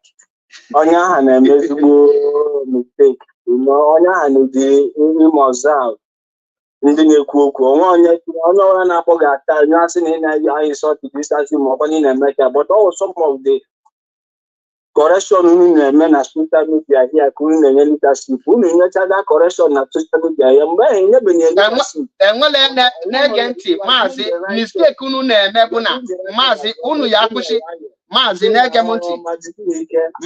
m ntị mistake unu a na-eme bụ na unu na-eche na nwere ihe ebe ọ ka tọpụta na social media bịa kwuba okwu without try ka settle the issue inside. Before put any issue na social media here, nga report that issue inside more than 15 times. Then they will lose them baba ball put na social media because I can kata na report issue to you in a feel pompous or you feel too big. Abuna you are capable, you step aside into the capable there. Leadership will be taking care of people. All have say will tell you issue, and when anything will tell you issue that they will tell you the same issue. Then in it seem need to busy. Then one person will tell you issue. The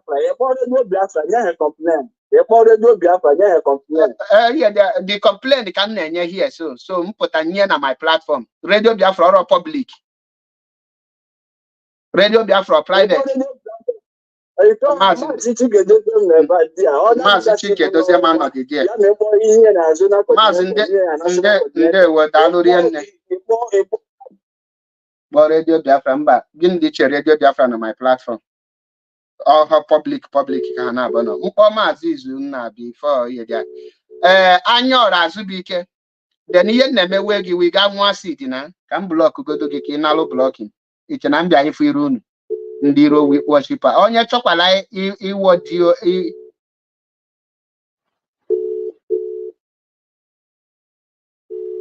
Maazị Izu nna ana m akpọkwa gị ọnala connect o na-ekwe ya befisi na makpọghachiri gị azụ.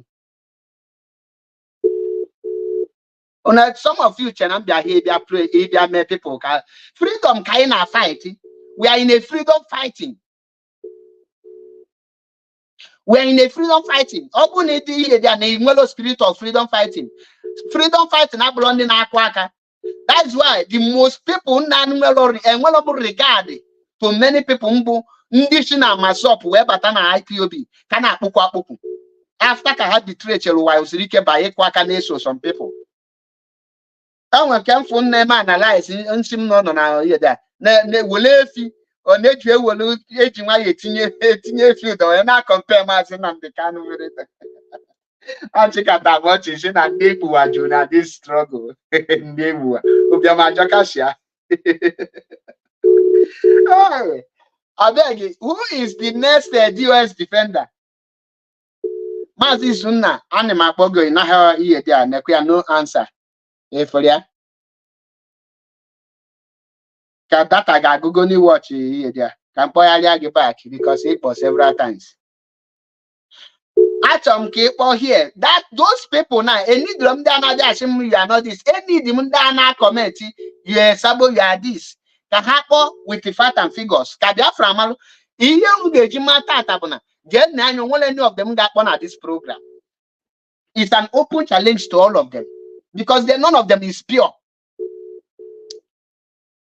So mmadụ just nọ kpe ikpe ka Nigerian court esi m kụrụ aka sobe onye ahụ maka na onye a bụ onye esibe onye a ejebe onye. The moment ikpere ikpe ka Nigerian judiciary lost all respect mkpụrụ gị wụfuo na dustbin gachi ike ozugbo ozugbo. Freedom ka anyị na-azọ. Nobody is too important and nobody is not important. Everybody is important and everybody is not important. Ama m na ịma wọte Maazị Izunna mgbe niile ọ nọzi ya data ịkpọ. I have tried to call you as I promised, but ka m kpọọ onye nke a ihe dị ya. Some of you amaghị ihe ji nọ na struggle. Well, ndị nke kpọọ m ngwa na m akpọghachigo m inwetazie dede si na ịkpọ because anyị abịara ihe bịa pampa okwu. Ọ bụ na ịma na ịma anata mkpali ịdị straightforward. Ana m ekwe na-ekwusi ike the last thing Maazị Achebe you take from any person is injustice and the untruthfulness. Ha kpọọ kịta call on this program ka prove Israel Moses agbo adị na Israel agbo. Idiot no jelo kan kapia bịa here na comment and sizie gị kpọọ ịgbaba ọsọ. Kpọọ ka your voice bata ka isi Maazị Achebe Paul. This is why you are Sabo. You cannot call. Ema the reason. Onwere ihe dị na brain unu. What of the other nkapụ?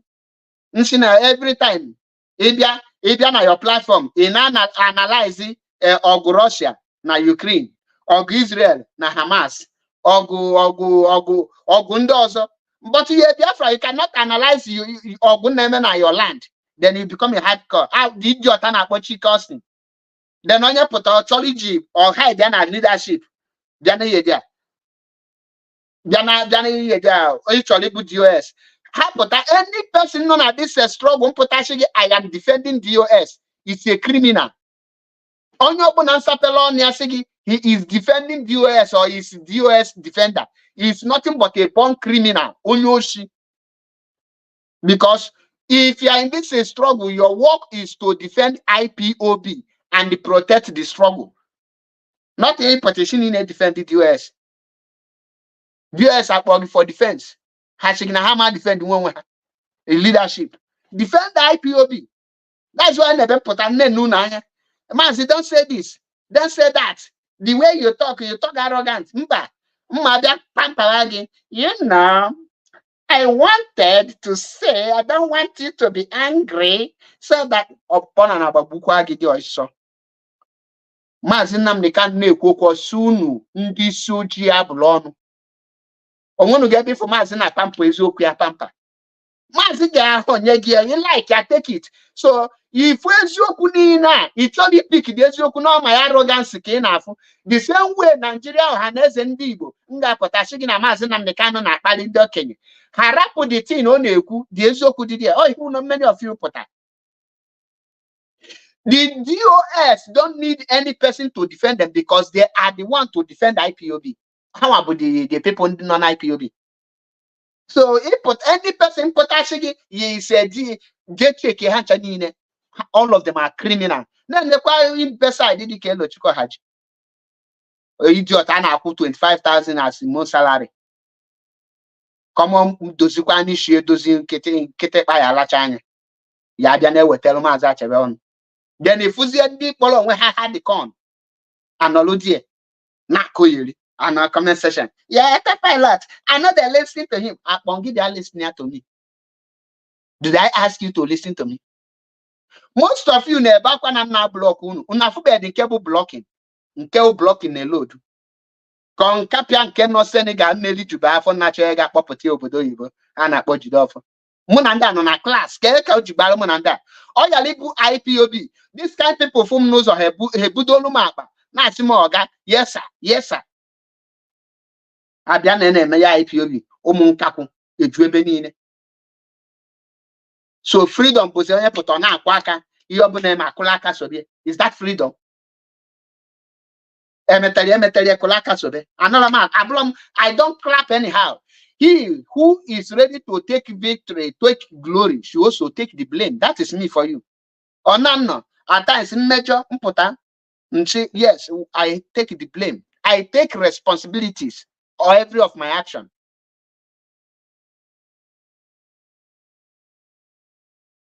I block idiot or general platform. Maazị Achebe kari. But Akita, Kegwa Maazị Achebe Paul Eboji Bulusabu, he can't call. He might the reason. I say na ato. He will evidence. It's a elaboration the leadership na Maazị Achebe Paul. Welcome to the program. Maazị Paul ekelele ngidalo. Ekenekwa m ọmụ na Izuchukwu na Izunna. Yeah, ọmụọlị. Okay, mana o tega ka ibido kpọlụ. Yeah, thank you, my one. Udo na-achị ka maka South. Yeah, udo dị nwanne anyị na. Onana Lagos Street. I know that. You finish your program, Aka m nọ live program. Ana m eche ndị ahụ si na mbụsabụ na na-eme DOS attack. O nwebere onye ha mfụ. Because I see na ngenye ha time ka ha bịa. Because some people are malloy and I believe you are one of the people in Ambusabu and the ones who are autopilot. So feel free. Don't come here to pamper me. Feel free. What put I need my expose. Okay. Simple as that. I'm watching my comments most of the times. Every person comments in different platforms. You are not saboteur, and I don't know what autopilot. Able ITOB member, that is the truth. But I was some things in choice you guys before. I take over me of my before we enter it. Can you draw your question? Another matter with your question. So one of the things in choice today, do you believe in the leadership of ITOB? Believe and I have exist, no. I don't believe in okay, leadership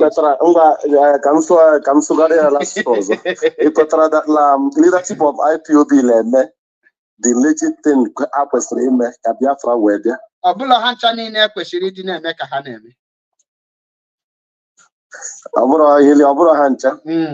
The main thing ekwesịrị ịdị na-eme ada eme kịta. Enwe some certain things ha kwesịrị ime na anaghị eme, and some of those things abụrụ ihe ga-abịa kpọba afa here. Come on, need my number. So that's why you are seeing that has step up the game, because we need more pressure. Is for them to step more game, because not delay enough. They need to step up the game. Okay. So if you think step a lot of things, that is not bad. And another thing to buy to you can well and so much because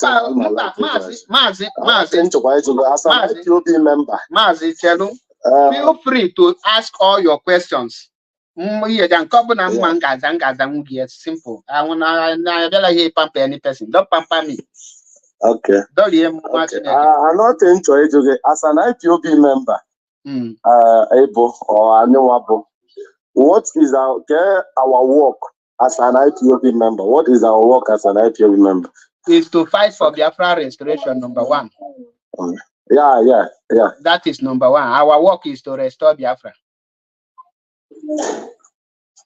As an IPOB member. Our work is to restore Biafra. Okay. But as an IPOB member, here he is qualified as an IPOB.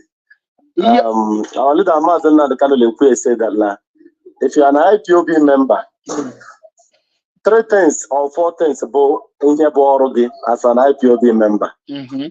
Number 1, contribute to ego and support all the struggle going on in here. Number 2, go for a meeting. Number 3, go for a protest. My IPOB learn the protest. Then number 4, everybody know about social Biafra because I want a lot of women Bunde Biafra Jirama Mosh Liha Basra restoration. More believe for my work. Naganiru. More believe for that my work as an IPOB member. Go more get restored Biafra because our leader man said now the Kanu put that IPOB, go IPOB member. Ma etu Biafra get you waje. So everywhere watching eke. Eziokwu ka asị. Nke a bụ Maazị Nnamdi Kanu bụ ihe kwuru ya. Eziokwu ka asị. Oh no, when I mark at Biafra, the same Maazị Nnamdi Kanu bag in Biafra will be restored in 2 ways. I'm playing the voice record. Now Biafra will be restored in 2 ways. Or saying number 1, either you choose senators who will go and represent you in the House of Assembly, and they will start casting votes. Say we need our freedom by casting of votes, and from there, and what is a referendum, which is vote. Or saying number 2 is you fight for it. Or nobody is saying that now IPOB have chosen to fight. So forward the voice. Let's play come here 2 times now my platform. So now look idea. It's now Obulologi restore Biafra. All one year can be restore Biafra anyway. Is it? Obolundole restore Biafra. Ebob no Holunda IPOB. Okay, now our leader Mazen the Kanu say that Nobody here get you Biafra the trail, Yama the trail. Like let's for IPOB ma, which am I for can there? Loma 2 or 1. Then leadership of IPOB ma 1 or 2. But correct, Obuni restore Biafra not the 3. Nanyawa ma the 3, Ucheme former 1, then IPOB members ma Ucheme former 2, then IPOB members ma 1. But more they put here to you now that IPOB members and whether Kahama. That is what I come watch check and ball camera here because most of IPOB members. I like carry all idea I say soccer or leadership of IPOB. But I cover everything over la Helen. And well on your mistake make it before I govern this one. You're supposed to know everything. Chelo Mazi, mistake on name. And well, any person not talk at the leadership of Yana Kowaloha every plan. Let them on every actions or pressure you take is not secret. And anything in name, the people igina haneme gadi aware the stage how I know. For example, you cannot tell me that you are planning to go to war, and the people, your village and your people don't know that you are planning to go war. If you not declare the war, you will automatically take your own people unaware. You have to prepare them for the war. That is why they will know. But before Gawade, according to you, it's Nobuho Logi na IPOB members restore Biafra. The question is, Owolundole restore Biafra. I will do go do there. Or on the Bora restore Biafra. But number 1, our leader Mazen the Cardinal no at the war front. Leadership of IPOB, I know what IPOB members. Boosting the way to grant. In other words, now,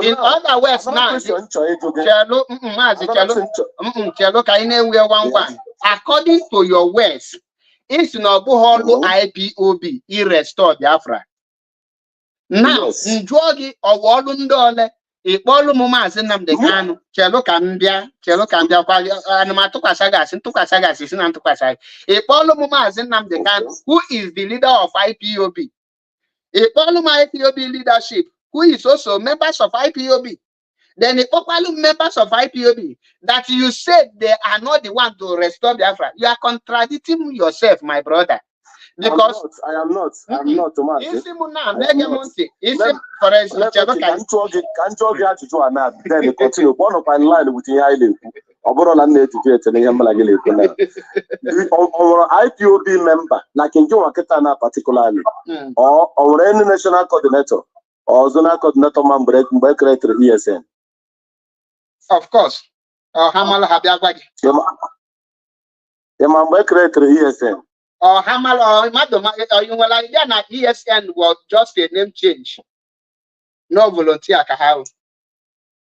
Oh, volunteer, yeah. So, but my boy, question in Chelo can do it. Mazinam de Cano de Colalo Chalola, single handedly create ESN. No. But when the created. Or when the created. On a platform, or anytime all they make broadcast. On a platform, keep questioning no information. On a platform, keep questioning no information. Even on our WhatsApp group, on our WhatsApp group, keep questioning information. As an IPOB member, can be questioning and your information. As an IPOB member, we have WhatsApp group. US will keep us through our national coordinator or our reps. Kedebi no enu kidnap mas Nnamdi Kanu.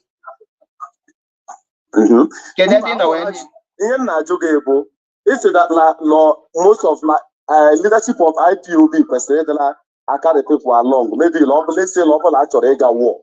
That people actually war. When you say that okay create the ESN or any member of IPOB they are aware of it. Yes. Hakanko. In way they are aware of it. If I don't know where is on any member of IPOB they are aware of it. Nzagi yes na Hakanko or blood of Fonye. Elende. Amalam Kampala for her here. Every gazing Chelo Cambia. Now ESN now he create. How many commanders Kahanwe? Oh. More full commander Kahanwe. Which means, but to you, he were more than one commander. Cause that to you currently, he were the kind of the city lawyer was the book commander of ESN. Your Shigebo commander flow from me to the yes. Naturally this straightforward. Listen to me. Naturally this straightforward. Then listen. ESN Ema. Oh, full commander Kahamwe. As long as your name, oh, full commander. Full commander. Now, ESN Hana report to direct to Mazi Nnamdi Kanu when they charge both their feeding and their that report. Or when did they charge? Or when did they charge? Or Chelo, when did they charge of their feeding and the other things? Yes, so in I say so that had when they created the ESN before had they charge. So another had way for the creation of ESN. They are aware. So why are you not telling me? Oh, yeah, they are aware. No. Mazila lo chalola sosia. Because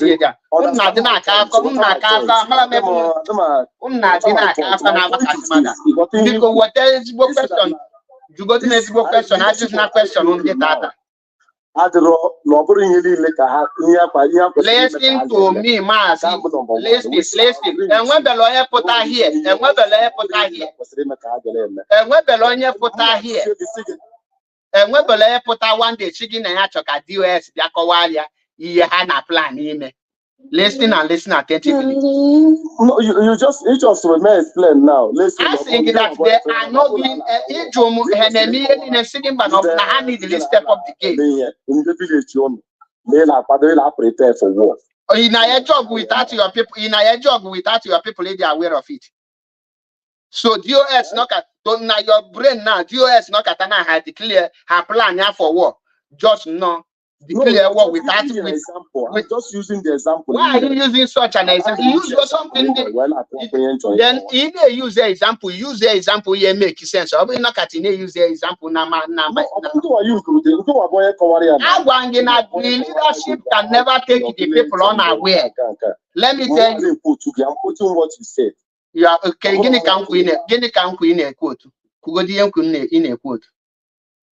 Is it that la village la Pado war? Yes. Let person about your village. Nina Pado war.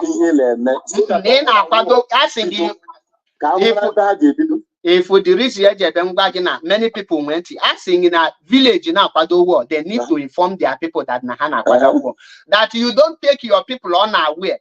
You take care of your people, your own people unaware, they will fail because one, you need to what people like my village Anogok, if I'm not mistaken, can participate go for 2 times. Before that one here, because the I want put the youth here there. Now meeting, I went at this meeting, I wear malu my ayaga konamaga, and then one meeting. Now as an IPOB member, in all on IPOB, mother singing a pado war, but natural came here that Nana pado war, but natural came malu, then all lose a chinine or chicken edge go away chinine. Keki get you as where Jedi war. Yo, young with F9, then edging an example. Now, your question, Moano Ijum, Metena, the leadership, Nemia Hakwe, Yenina Hakwe Silime, and Sigim back. Had there be Yenina Hakim Silime. Remember, Mba, Nahade, Nihenine, Ablo, Nahana, hair, anything. Mbagina Hani did step up the game. Stepping up the game. It shows that there is a game already. They need to step up. So now your question now, Malabebe, your question, now your question now, so now your question now got backward. And not I'm here, you pump any person. Like you just said, now Mazinam the Kano, say a year, then on Walema, Mbo create ESN. Yako Basina, you can give manasi. Now people with Mazinam the Kano create ESN. Not so Salalola, on we're meeting with Indian Yaya, when pass a meeting or committing. He is able as somebody able. That in Agbalogi is in Agbalogi. Then Agbalogi Minilona and well on Dozoma. Then he can create ESN. Mazi announce it to Biafra and you create go ESN. And the Ogbalang the work of ESN. Okay, Puliashigi, you cannot hear that. Even till today, no man na bomana or ESN ye free Mazi and the job of ESN is to chase Fulani out of Biafra land. And the which they are doing. But the listen, listen, Chalo. Yeah, they show you look now in a book and also. But I need to put you through because then could choke could be yours. Now, ESN abroad their duty, EJ free mass in Namdekano. The ESN abroad how I restore line Biafra. The people who get restored Biafra, me and you. So who then will plan in a plan to restore Biafra? Automatically you are a failure. As an IPOB member, or your duty abroad just for monthly dues. What make you an IPOB member? People monthly dues and they got meeting. You can't make you an IPOB member. But as a freedom fighter, you need to be sophisticated in strategies and ideas. Okay, as an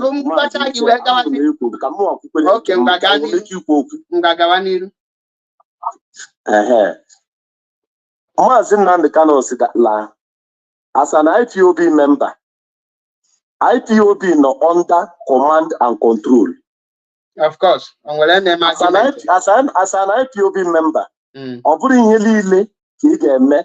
la the struggle. So as an IPOB member,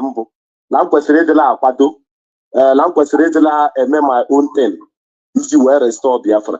Restore Biafra.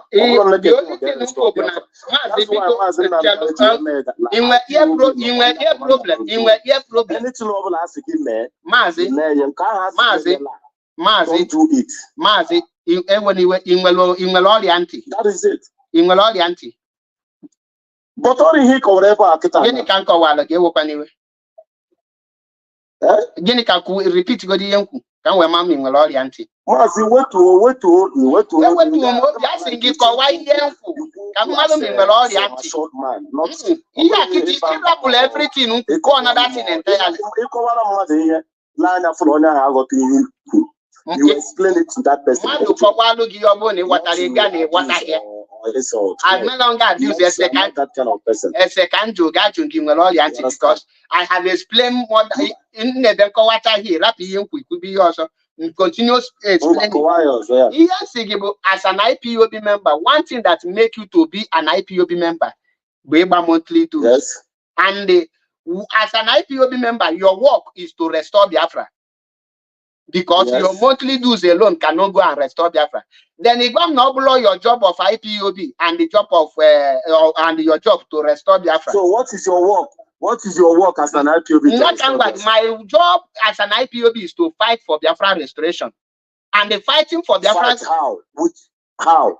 That is why I tell you that we need IPOB need to do something in our own way. I know what I am saying. That is why the hearing of our public. Open I am not public. Strategies nani. See, we're supposed to do this. We're supposed to do this. This is the strategy. This is Chelo Kambia because in the Kuchana Rafi we cover yours. Then nyagi the strategy and nyangi plan A, nyangi plan B, nyangi plan C. Muama Biabagan this live video because here negamunti here. We get 40% are volunteer. So, and the freedom of man in Namdekana and Biafra restoration lie in me and you. The action Munagina take is what we free action, like all the action of pressure. Okay, pressure, which kind of pressure? Okay, bomb on a phone privately. So okay, to you now, Chalo be fit we in Chalo be fit we in Chalo be fit we in Chalo be fit Chalo ni we yes, man. You know, Papa no can the leg into Yaginiana Pankata. That is why Nina hand this evening in Egamonti. In a legenti, Magina Madana Pankata, and don't make it on your Wachagi is each other respond in Anoho. Before Gabani negenti, and when mistake Unuana form Unu the had the Kamalomi Una form more, and a Malomi Huna try claim Nunubu. Let me tell you, when somebody say there is something need to be done, don't expect it, the person like a question you more or logafa. That is sorry to say, question only that because only person on the wise cannot come to a live program and say, because I forgot many of idiotic IPOB members have attached the specific, call the name, na platform. Then now wonder, okay, now I need the Egypt Butishi Tunubuna Sorok on a live video. Does that make sense to you? No need the pressure. Call the person privately as a human being in a brain. Is na in a cocoa pressure. You the Kegeme, Kabiafraku, and I have Palo Titiama, even village in Anogo, and I had Jenna na online meeting. Many of you people near Jenna platform in Beside. When I do this kind of stupid questions. IPOB member. The other ones. Is this Mazi? Now as an IPOB member and as a war front. We respect you and we love you so much. And all of na war front. The way most of even at forefront. Okay, forefront. Not saying forefront in the media. In the media. Because I'm not EFN on our war front. On media. I do the G walk and broadcast Mazi. Most of the way you see up or you see about that another sense to me. It doesn't make any sense. More the men here like you ignore that person. That is how it is. That person. All those things will never lead us anywhere. It will never lead you anywhere. Mazi. Because somebody like me, if for me you more nobody about me. Look for your program more than your value. Of course. We don't need that. I need the you work as one family. I able. Mazi, that's what made you go first. Yeah. IPOB command and control, or based on injustice, or based on justice, fairness, and equity. Based on justice. Based on justice, yeah, it's open call. So now, when the command become injustice, and they command you to betray the struggle or to do something that you know is against the struggle, will you obey it as command and control? No. Automatically you become indisciplined. But overall, second, so you are now justifying the wrong judgment. Then we reason. You are not passing. You are not injustice. In making one reason, you are not injustice. I'm not saying that like injustice to them. Injustice to other. To you, okay, name 5 reasons. Name 1 5. Name whatever. Name 2 or 3 5 reasons to accept any injustice. We are aware of all those things. Thank you. You understand? Now, but you as a man, as a strong man, there are some things you overlook it. You think that no one will you think that no one will so as a leader of indigenous DOS now. Somebody major can got complain with you. You have to swallow all those things. For 3 years plus now, Mazin the canon this kidnapper or leader Mazin receive a lot of insults. Is but you never come online one Mazin most of followers here. Mazin condemn that. That word make him Sabutua, or that word make him autopilot, or that word okay, what's that word we use? Okay, can never know where attack the leadership. Too cool at that comment, you feel like too emotional. Guinea emotional, define the emotional. Guinea emotional. Too emotional and struggle. It doesn't make sense. Guinea emotional. Too emotional that like just maybe in America now. We do too fast forward about it. Okay. Most of us are like struggle. One thing men too fast forward about. Doesn't make sense. And you're not here that one thing men too fast forward. It's also one I shall get to. I don't know about label autopilot or label sabo no. According to Negenti, according to you, look and be again. What are my question? According to you, is in any behavior and not the too fast forward, none the two emission. Yes. Then jogging three volume of one thing, men the too fast forward, the two emotional. Okay. Number one about that la. From Q1, I only about that la. We need to do something, or the leadership need to do something for our leader to come out. So, obviously that la which that la more personally, I'm not with them but majority of people they follow this struggle, drama, most of men. Gala footing that la leadership are strong, or leadership are the hard war, or like US and or something like that.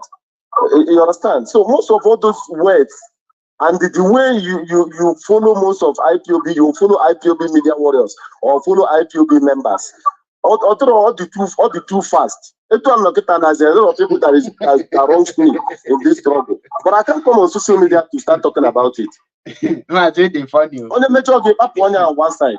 Okay. You move on. Okay. That's what makes you a man. Okay. Thank you. Sorry to laugh. Sorry to laugh.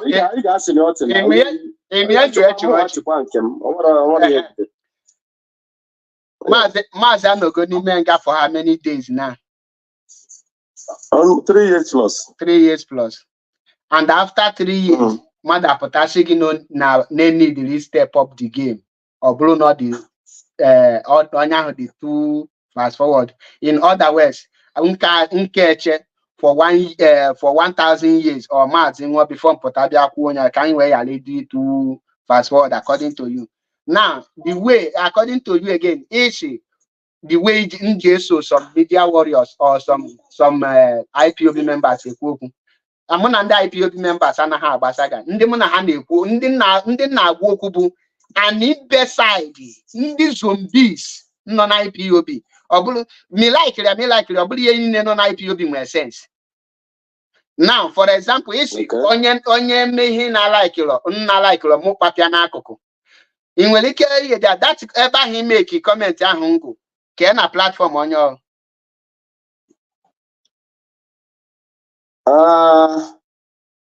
actually, I'm on a platform but is that your own or platform?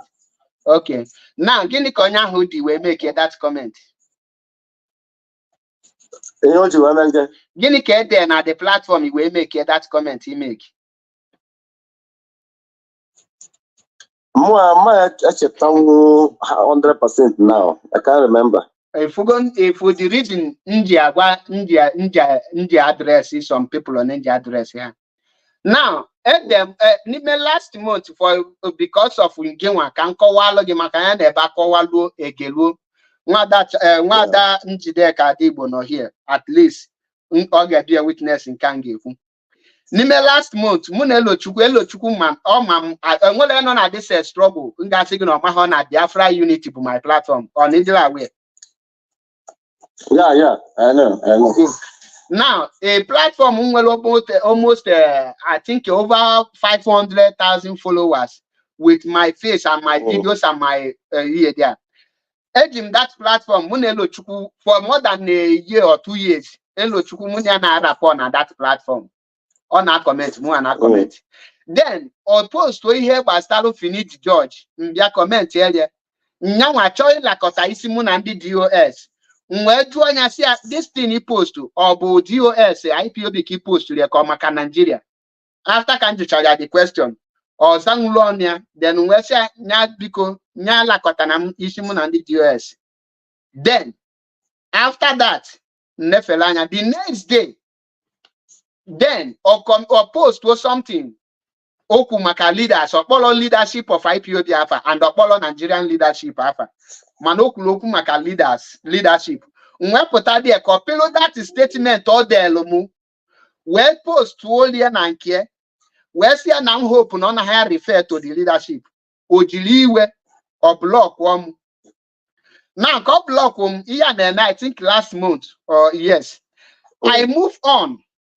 If we are on my platform, you could only put along the reason you move on, Gona, I'm no, you got me a bubatiana my other platform on a block there. Can we block it here? Then help the Messiah Mamala. Me video. Makatibu Zego at Ebuche me phone 8 year. Or Biadia.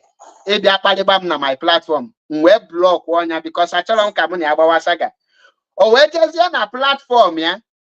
Where Kobasi in your Muakone Mataki, Makadistin Wagina, Yahoo called the Ijueje comment here that nonsense because Yahoo nonsense, brother.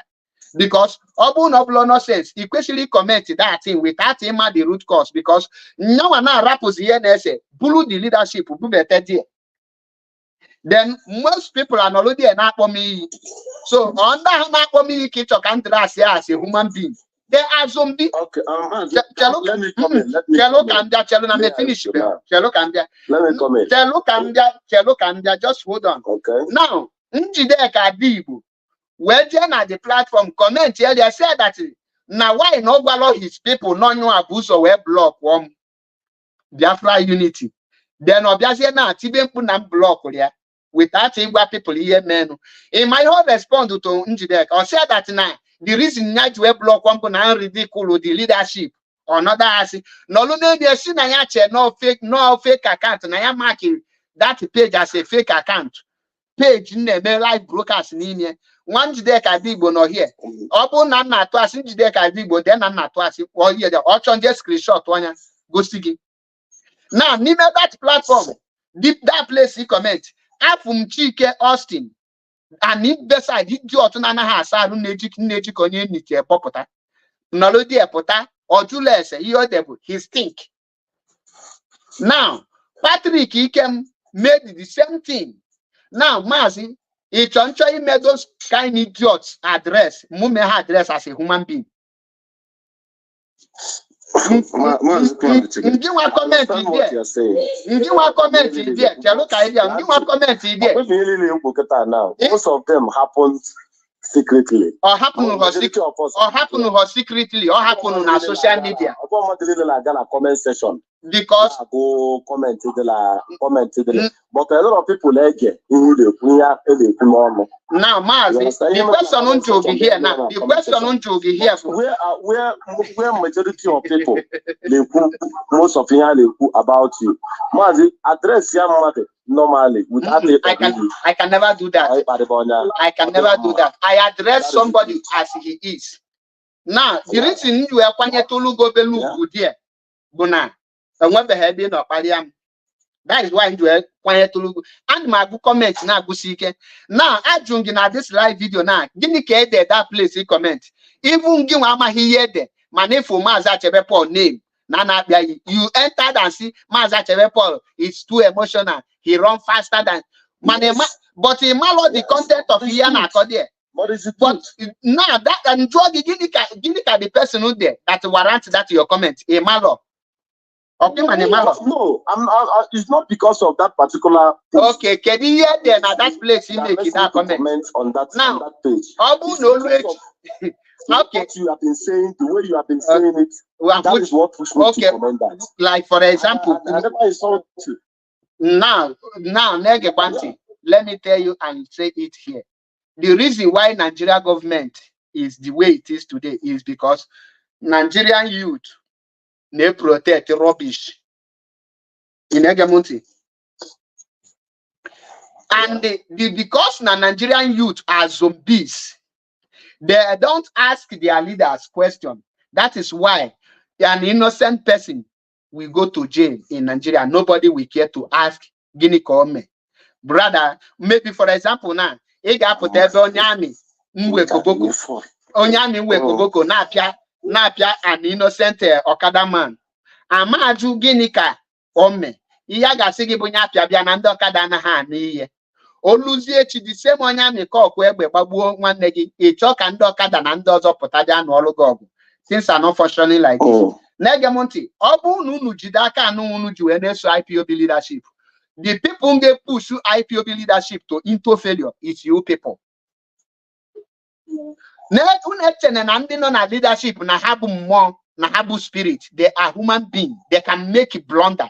For example, mgbe Maazị Chike Doziem mbia akpọ afa Maazị Achebepo na Radio Biafra. Ihe ahụ wee pure blunder without investigation. Onwelo prove oji. Ma maka gịnị na ihe dị eze ji mmadụ nke nọ UK ka mụ na ya sele okwu. Onwoyi na live video na ya ga-emeke sure na ya kpọ ndị isi ka asa akiam. With the help of a few other medias organized at that time, has that petition to Maazị Amalomoye had to through nyawa. Amalom ka afam juwe ba Maazị Chike Doziem non oputa na Radio Biafra kpọ afam Sinemego Mespe. Well, I to give them question, give them the offense that time. When look at some of IPOB zombie, you didn't know how zombie IPOB zombies. Can I put he is an autopilot? The question now, before Chike Doziem apart from na Radio Biafra, and I'm not autopilot. I know an autopilot, but all got the same thing. Okay. The same thing so on your pop for pressure. So on your pop, okay, Chelu.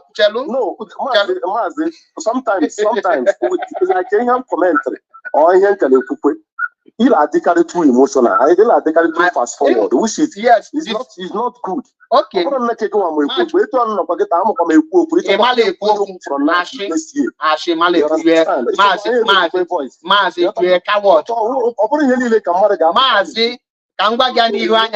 You are a coward.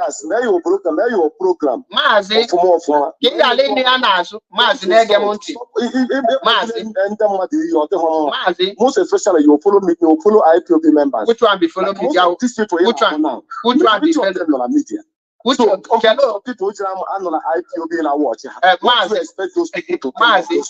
Maazị na-ege ntị. It doesn't make sense. Maazị na-ege m ntị. Ọ bụrụ dịka nọ na my platform ka ị kọmentị dat na ị kọmentị blọk ọ gị ozugbo mụ ama reply gị blọk ọ gị ma the reason chelu ka m gwa gị It's not going to take anything out yes of me. chelu ka m gwa gị one thing if na this struggle anyị nọ yes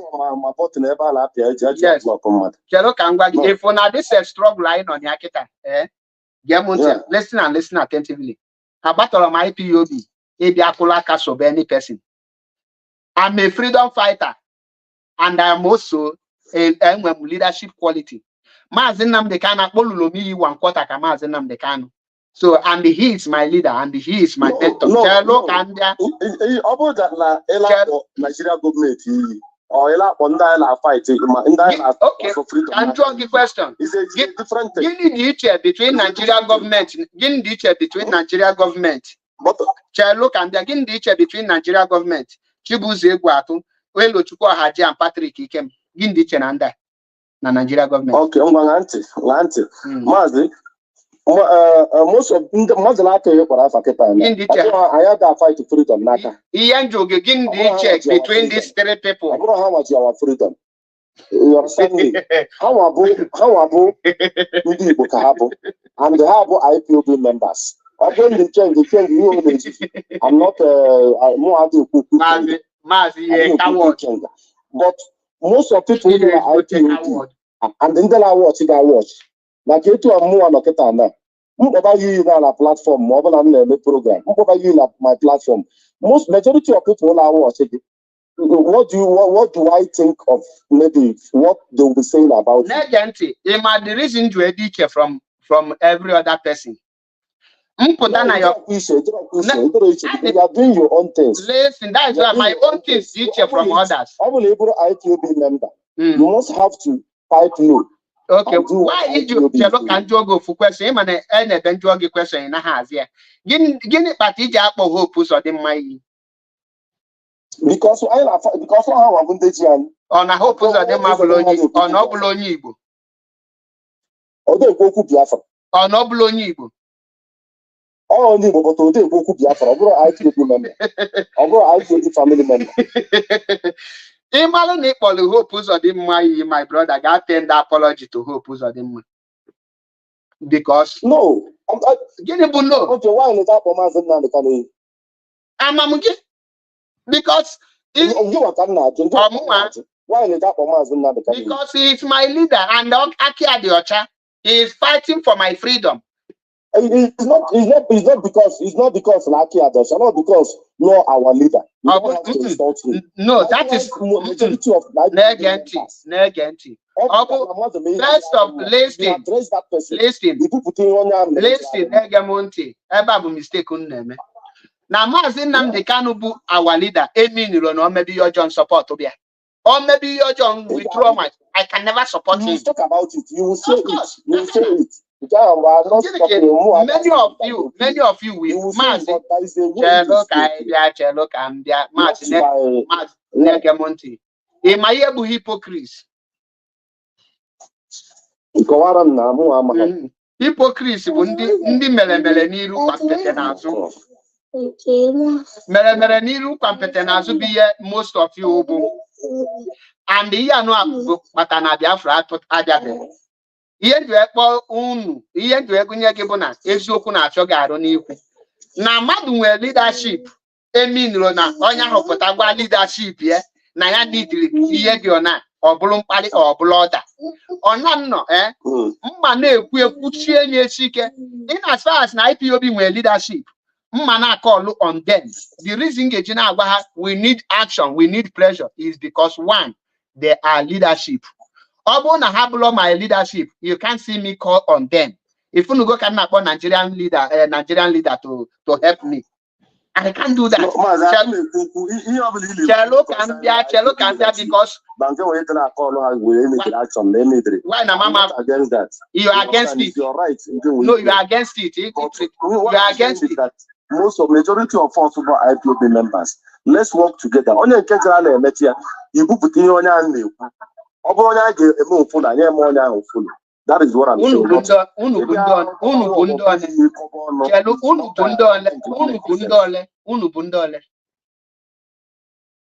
Unu bundole. IPOB members now. Na agba gị na many of IPOB members enwere sense na asị m ibupụta ya. You allow that person to do. Yeah, there. Ngi wa je na platform luo there ikolo ya na ede there just comment here because he be no be we je there. Then Patrick just like Patrick Ikemele you kumakia on the Pogasria fana. Ilanya for that na in at the home or like you allow them to be. Man, allow me to chelo kube makaha ga that na no thing haleme ile IPOB or thing haleme ikuye who address Maazị Radical Media Warrior. Maazị mana pụta bịa kwuo onye ndị dịka Maazị Izunna asị na ndị too emotional why ị ga-ejikwu ya na m ekwesịghị ikwu ya. Okay, you are too emotional. And that is the characteristic of hypocrisy. Make no sense. That is the characteristic of hypocrisy. Enwela dị ikwu akwu nyala ikwu isi ikwesị ịpụta bịa kwuo ekuzi ekwu isi that not the too emotional. Ema no too emotional ka Maazị ji wee create ESN. Na ọ bụrụ na Maazị adịlọ emotional na o kwesịrị ịnọ ka na-eche for Eastern governors create security. Out of emotional Maazị eje create ihe that with over speed. Maazị unu na-aka ihe ji mụ na Maazị karị. Maazị bụ Onanji majority of people who are against Nnamdi Kanu, but he never come out one day. Ihe niile ya na Uche Mefo chere ị nụrụ ka ọ pụtara kwuo maka Uche Mefo. Ọ bụrụ na somebody like you iji na-eji Uche Mefo eme program every day that time. Maazị Nnamdi Kanu never say so. Don't compare yourself to Maazị Nnamdi Kanu. He is my mentor. Ukwu ya ka m na-eso. So ihe ọ na-eme ka m na-eme. Okay, Gwam the area, Mama. Gwam two things. The area, Made, so Maazị Nnamdi Kanu. France, no. One, just like this particular topic I now, just like in your now, concerning Uche Mefo, this year also. All Uche Mefo, or Maazị Nnamdi Kanu work for Uche Mefo. Uche Mefo is actually resign, no. Okay. Maazị Nnamdi Kanu since and Uche Mefo, the answer is no. So, in Uche Mefo, Lehe Patrick Ikem Neme and Delili in against Getana. Now, can the reason Maazị Chelo in yellow for reason now. Can you give Onyenya na there? What of was Ricky Maazị Biakoy in Selonyania? Why not keep it to himself? Was Ricky Bruzo Potabia Koye? Uche Mefo Bunuzo Potana, Uche Mefo Bukuzo Potana. Oh, was Ricky Potabia Koya? Oh, was Ricky Brulia? Yeah, Buruguna the kind of Maazị Nnamdi Kanu work. Okay, a lot of things that day. Okay, Maazị was in other words,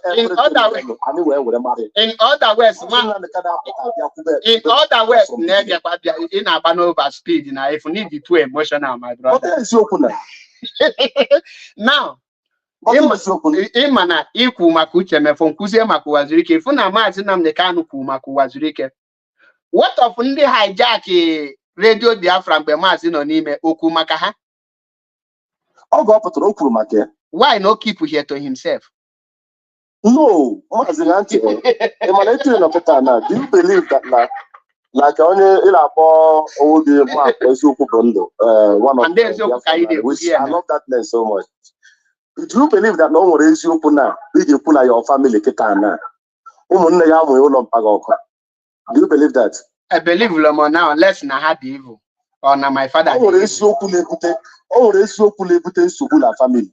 So you must, as only eziokwu ebo, ị ga-ewepụta, ị ga-ama a particular time when to say that and when not to say it. Okay, to cut this story short now. Every day, that along with some truth, along with a lot of information, a lot of things, how believe that she puts. So that Good. Now that's listen, there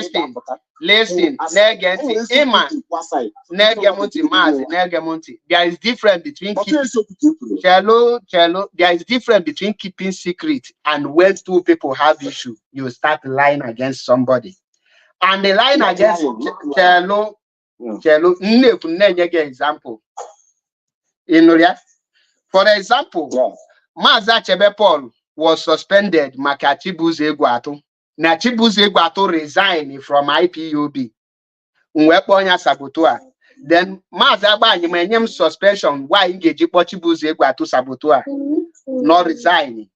Now after Konyechem that suspension, or just his fellow leadership, Namna Badia, Nonya Kojinyemu suspension, no blow maka Chibuze Egwatu.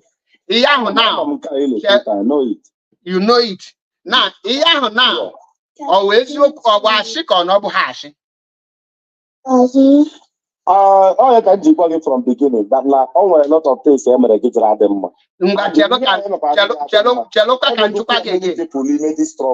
Cheloka can joke again because soon new Kukamaha Mepunushi apota. Italian National Coordinator Kamba my BDF.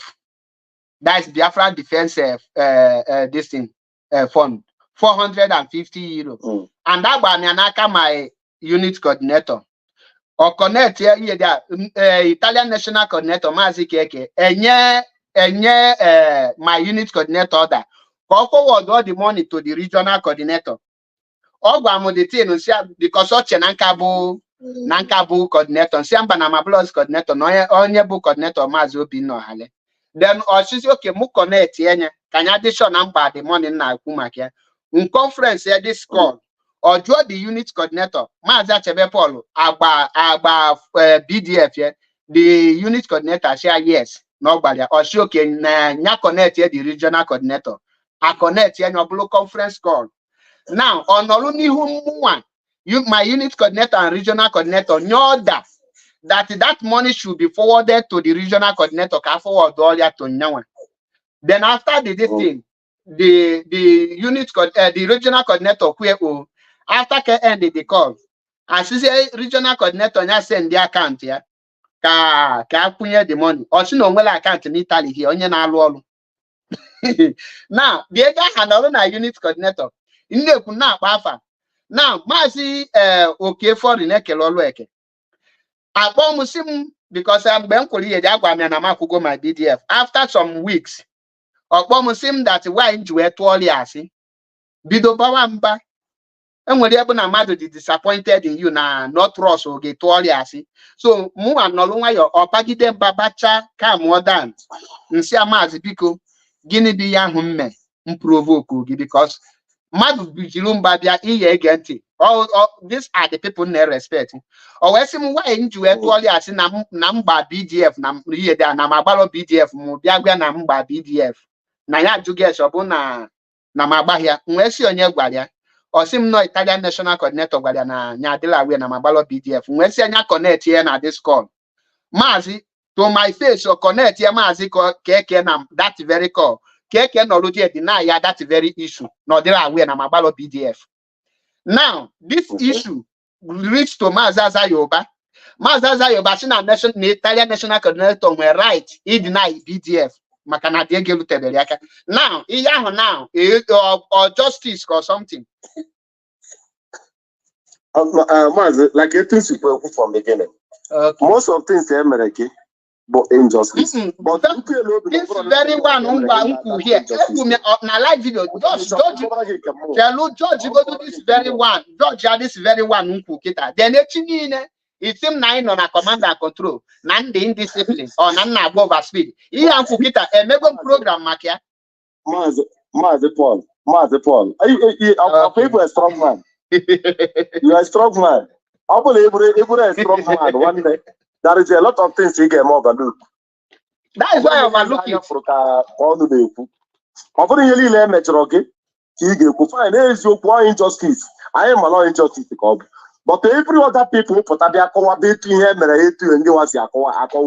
If you are strong, Negenti, Anyama restore a corrupt nation. I get restore a nation I'm free not saying that country. let you go. I'm not saying more than most of you, most of you are my hog yen nan. Your yen nanobu. Ian and them kayali mi on also. Can correct this mistake. They kill other people a long time. Maybe they kill. Oh, Mado ya. Oh, Mado Yakusia. I'm saying. Oh, Mado Yakusia. And oh, Mado Yakusia because iya the Yaina Balos on Nigeria. IPOB kweshiribu miro ngane reflect how Biafra will be. Okay, I will make it. I will make it to God. Ganiru na and my boss. Okay, from years ago, before Mazen Nandekano kidnap our leader Mazen Nandekano, how many people came to really go IPOB? Mazen Nandekano Jurikumake. Mazen Nandekano Jurikumake.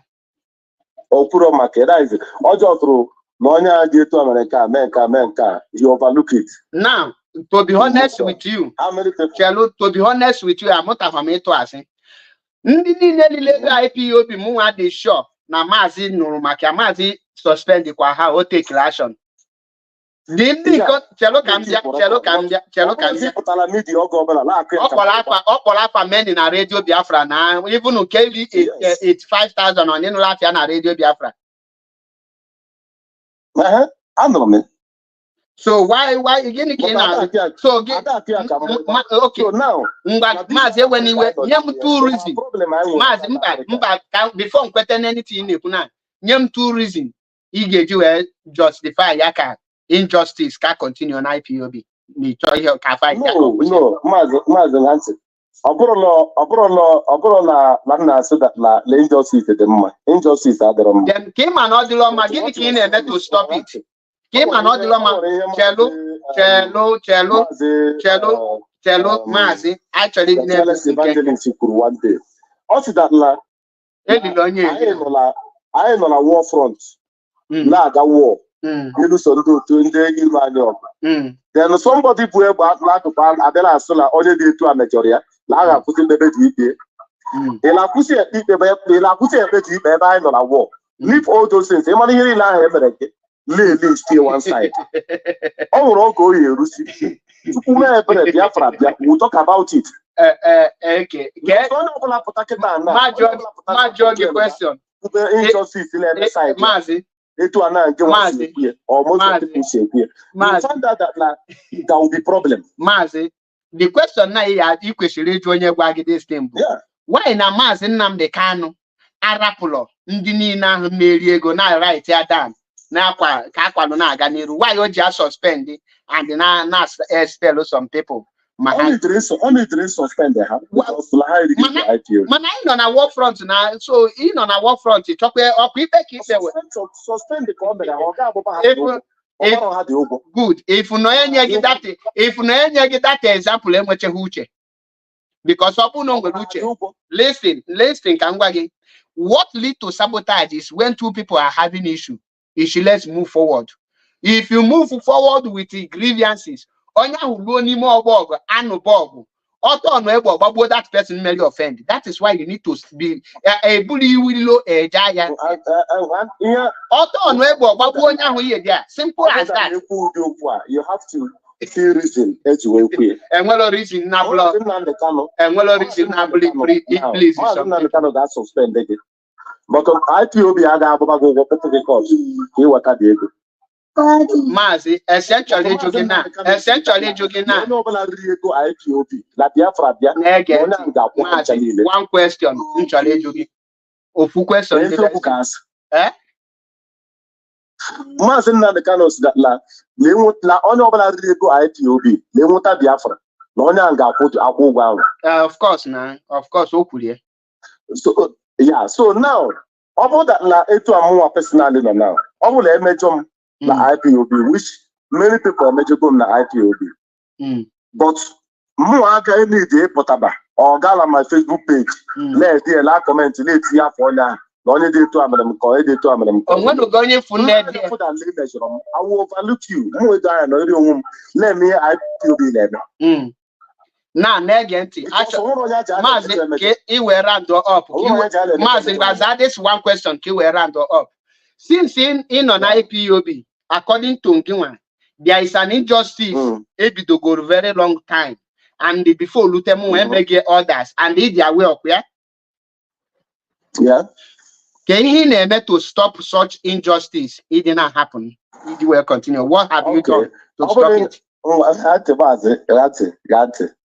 Injustice really can stop. What have you done to stop the injustice to continue? Personally, I didn't do anything. Then the support when they get me, you keep complaining to leadership of IPOB until he hears something. Thank you. So why are you against them AP morbidity injustice? No. It cannot. I like them. I get end your discussion here because other than the watch anytime I watch a program there, also you leadership of IPOB or Choi Baha maybe in Hajimeka. Oh, you have a point here. Leadership of IPOB. He complain lawyer is full share off, we move on. And when you go back, question again. And when you were question, Mazia Paul enough here. And when you go back up on social media, complain is something to the leadership.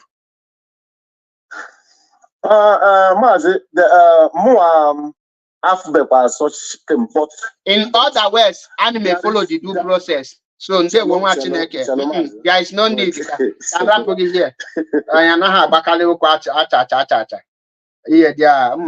Here. Simple question. It's a man follow due process. The corruption and injustice, all Madoga continue on IPOB and make a lot of people and don't ebute enemies in IPOB, nebute a lot of division. Let me call this our brother back. On ebute a lot of nonsense and all people yakose and I gakose. Nde woman say Metusela wane Mekisedek. Yes, I'm Metusela. Can you hear me? Loud and clear. Yes, I want to thank you from here, from Vienna, Austria. I called you for two reasons. Number one, there's a guy you made mention arguing whether he's in Holland because I filed a case. My woman filed a case on that guy, and the letter is to be going to Germany. But I'm now hearing that he's in Holland, so I just want to confirm so that I can also inform the lawyer so that they can be able to also trace the place. If it is not in Germany, it will be landing in any immigration office in Holland because with the name and pictures and whatever the evidence the lawyer have, they can be able to trace. We are in Europe. Exactly. So just only that it's gonna be delayed if it's not in Germany. Because we think na Germany because Germany actually ibunia so move. So okay, that is to say I have to inform the lawyer maybe by next week so that they can also channel because the address we have is in Germany. All some of the immigration offices in the region where he stays. Okay, then I have to do something on that. Let me just make a comment and I allow you to go. Number one, I say exactly. I understand your grievances. And I don't expect you to handle issues just like others. And I know those that are calling, try to defend. Sometimes it doesn't work like that.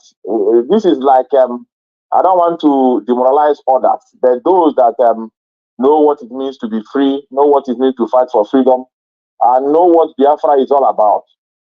That is why it is very, very pertinent for us to have our brain intact. And that is why I'm going to the area of religion, because this is where they cripple our mindset and the way we analyze issues. Sometimes you have a leader. A leader, it does not mean that a leader will be perfect. A leader will also have his own flaws. The reason why a leader needs a very, very sound and, intelligent followers to be able to, criticize where things is going wrong so that they can be able to do it right. At least many of us have held leadership position in our various work of endeavors, even in our working places. There are people under us. So this is the problem I know we Africans have. When somebody criticizes you, you see it as an insult. Even happened in our university days. When you come out to tell a lecturer that this method he used is wrong and the answer is wrong, you have it in mind that you are not going to pass that course until you graduate.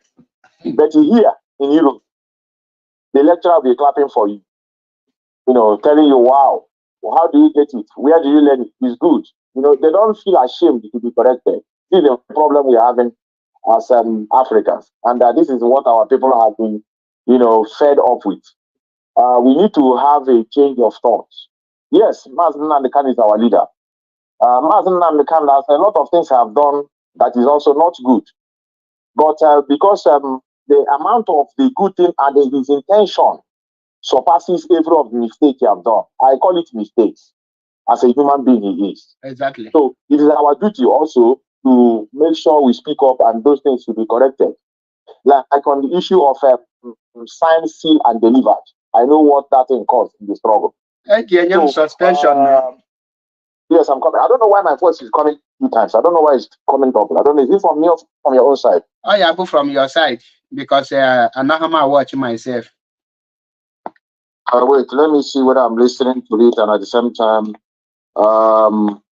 repeating itself again. I hope it's not. I don't know. Let me just manage it. I don't know what I should. Let me just call back. Because it's disturbing my ear. Okay. Better. A lot of people already protect injustice in order to be hardcore. And all of that.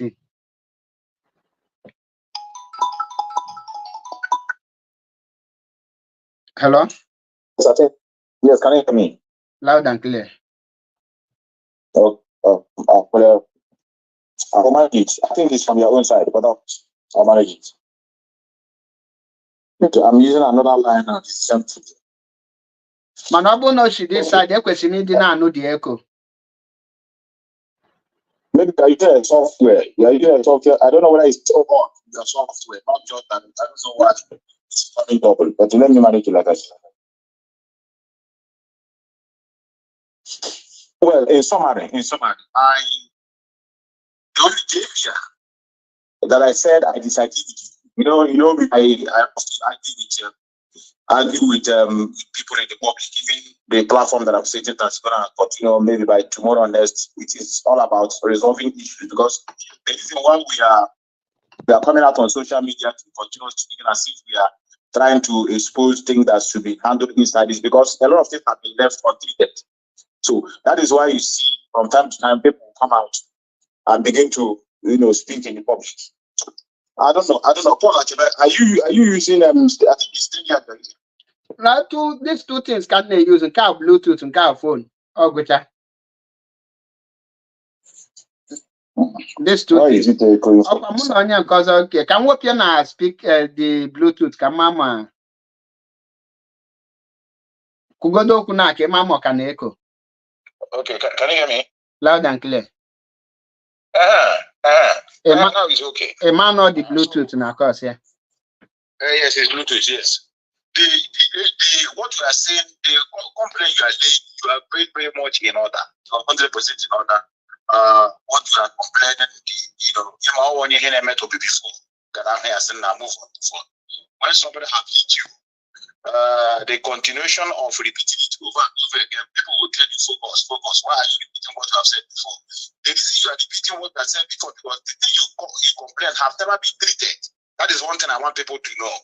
In any situation you find yourself in life, you have a complaint. You are laying a complaint, just like a woman being molested every day by the husband, and then injured her here and there, and she needed a justice, and she keep on complaining, and nothing is being done. You will continue seeing her every day with the same attitude, even though he pretend she cannot even be herself. So, but the only area I want to debate with you in public, whether now or later, is the area of trying to let the leadership do something. And then I now try to take you back to the capacity of IPOB, which is not really healthy for us to speak about it in the public. What is the capacity of IPOB? What is Biafra all about? Who is holding the struggle we're looking for? Who is holding Mazen Nnamdi Kanu from not coming out? And does this struggle or the restoration of Biafra lies alone on IPOB? These are the questions that I just want to put it out there for you to take. Number one, who is holding Biafra from not coming? Who is holding Mazen Nnamdi Kanu? And what is the capacity of IPOB? You know, me and you entered at least earlier on. What is our strength? And then what is the behavior of our people on ground? Even this IPOB itself, the one we are speaking, we're supposed to be even thanking them and thanking us at the same time. Who came out, who have seen the problem and came out and fight for it. But there's some people that don't even want to give a shit of what we are doing. As far as you're speaking now, they are doing merriment. They have money. They know they don't have money. They have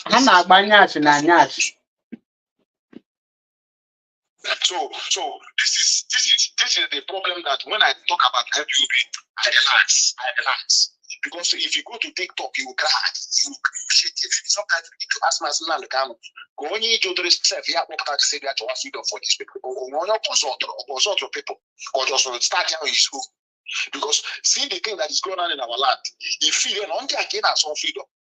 Now, what is leading to them now is Mike Ejaya and Brain Jordan. Even some people in this struggle are even carrying the thing on their head, shining the thing, and they're shining like 10 times. So this is the thing that I want you to look into. You know, yes, Mazen Nnamdi Kanu being there is so helpful. But what is the capacity of IPOB? Comparing to those that are holding it, I'm not talking about Nigerian government. You know who is holding Mazen Nnamdi Kanu. Forget about these lies that Nigerian government will always throw to us and said, some people leaders are holding him. They want to release him, and most leaders are saying no.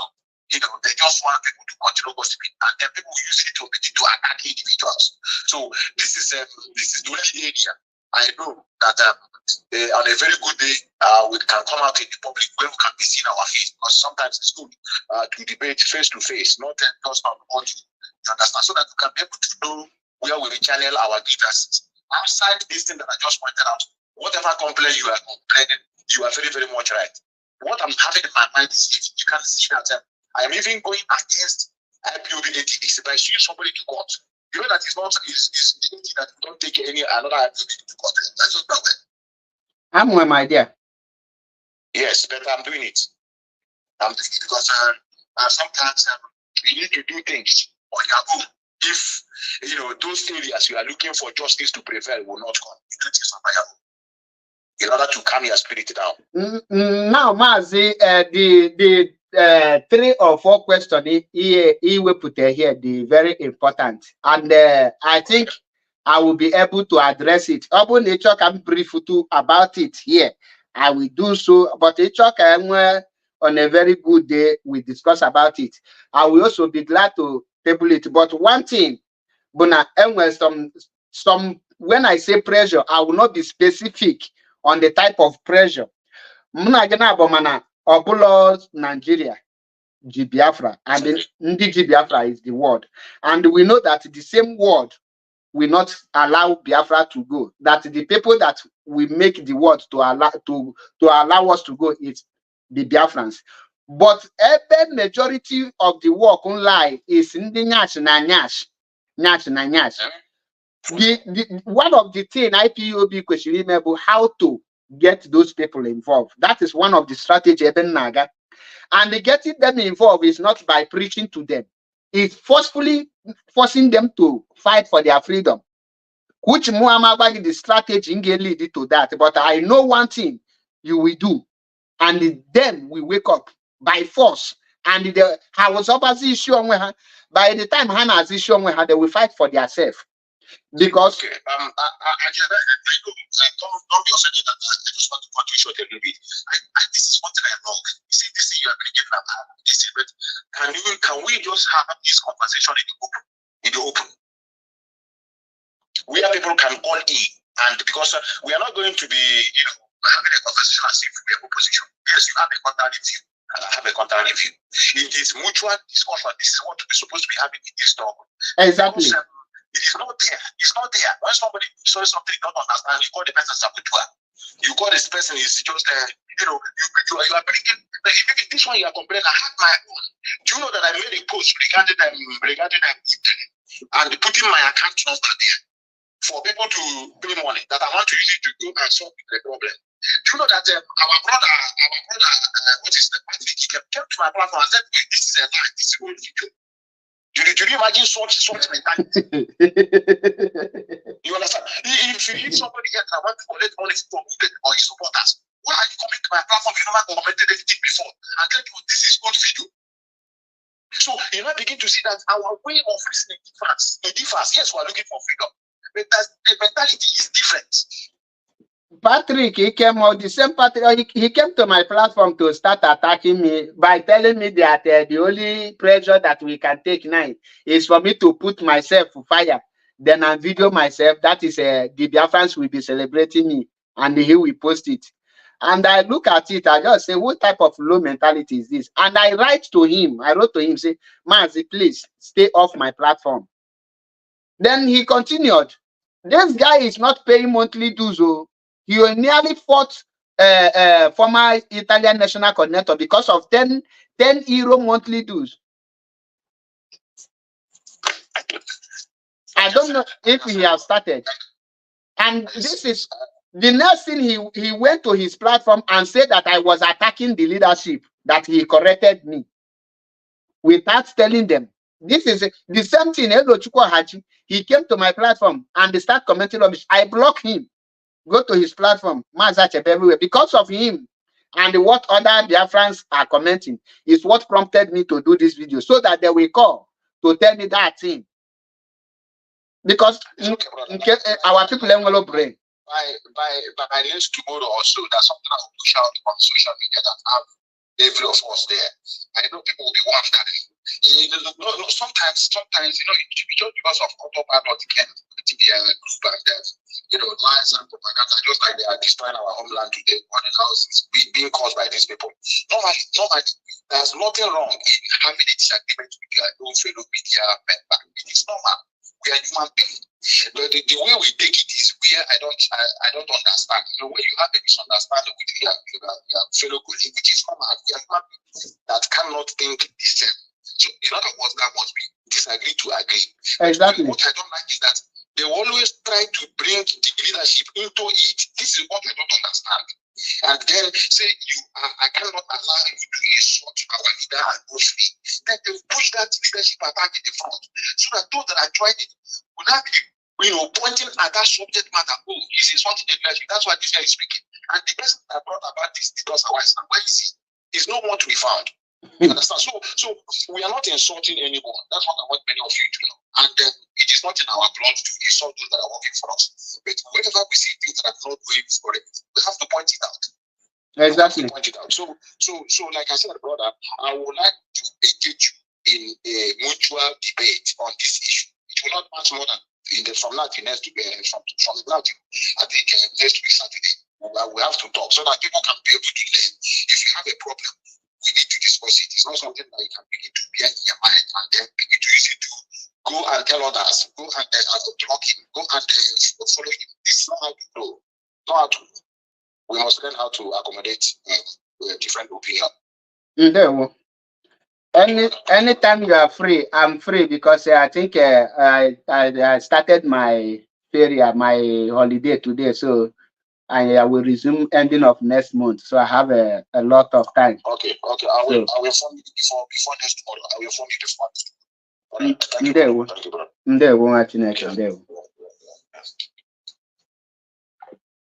you. Our people don't reason. Once you say we need something, me that is saying something. So they'll say, you want us to go and carry gun? No. Have discussion. Like I said earlier, if this IPOB media was organized very well, that we have media head, we have somebody that is active in the media, that knows what media is all about, Do you know that a media head can bring 2 media warriors that have different opinion and have them to talk? He will be he will just put one on another. For example, like this kind of discussion, because this is not a debate or who will win. No, this is a discussion. Maybe a media head will say, okay, Methuselah and the Maza Chebepol, you have to do this, and the Biafran child will be a moderator. You will be hearing point. He will never hear abuse. And after that very discussion, they will organize another people with different opinion to be exchanging. But because there is no any person in the charge of media, or maybe they think those ones that will hide one place and write full textbook that nobody read, they think they are this. People are believing what you speak.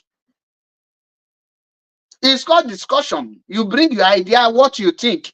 Then the leadership will be picking point, and maybe they have already strategized on some certain things, and you say one or two. They can say, okay, this one we have already planned out. Let this one be plan A. This one, this guy is saying now, let us use it as plan B. That is why in everything you have plan A, plan B, plan C. You will not tell me that my plan have been taken. No, it is you. It is called bringing your idea to the table. A movement like IPOB, and more than anything, they gather information from the members to the leadership. For example, now, can be a meeting IPOB. Can we say, okay, today's meeting, can all members of this unit, Guinea called you Kegeme, Akbabada in Hapacha has submitted, and we're here in IPOB. I have suggested this thing long time ago. We had that in Akpacha this thing, we get there to Ndisi never anya. Then Ofonye there, Akwazi tell you that unit now, ye half will lutego haka. Get where this one on the Lundisi aka. Now, block it, that was a honey. But when you say you need pressure, Amalom, how our people need US defender. Amalom dies. The thing at times I will be tired. I will just be tired. I don't know how our people reason. I don't even know that Patrick Ikemi is going from platform to start just now. See there. Now, boy, we can actually take DOS defender, because any of them can recognize have been attack. Some of them say I'm gonna hand on at the same level, or I'm gonna hand on the reason that now leadership will put anything that you don't have right to say you need pressure. Now it must be leadership. You need to suggest to your leaders, and you need to demand things from your leaders, because they are your leaders. Even in a movement in Igbo, so you imagine you a slave. Ikwezoku I seen Igbo Sabo. When there's a proof of the Sabo, you can't see them. Muauma Chebepo no katam lower Sabo. In what capacity can get? In Unamaye Maduna Gaviga. On who can no Nigerian get Pokamuni lower the Sabo. I'm not going to need the Biafran Keta and case you na kill nako. Some of you need the now some of you were because many of you are the homemade Indo. A freedom fighter a freedom fighter cannot sit down and the what of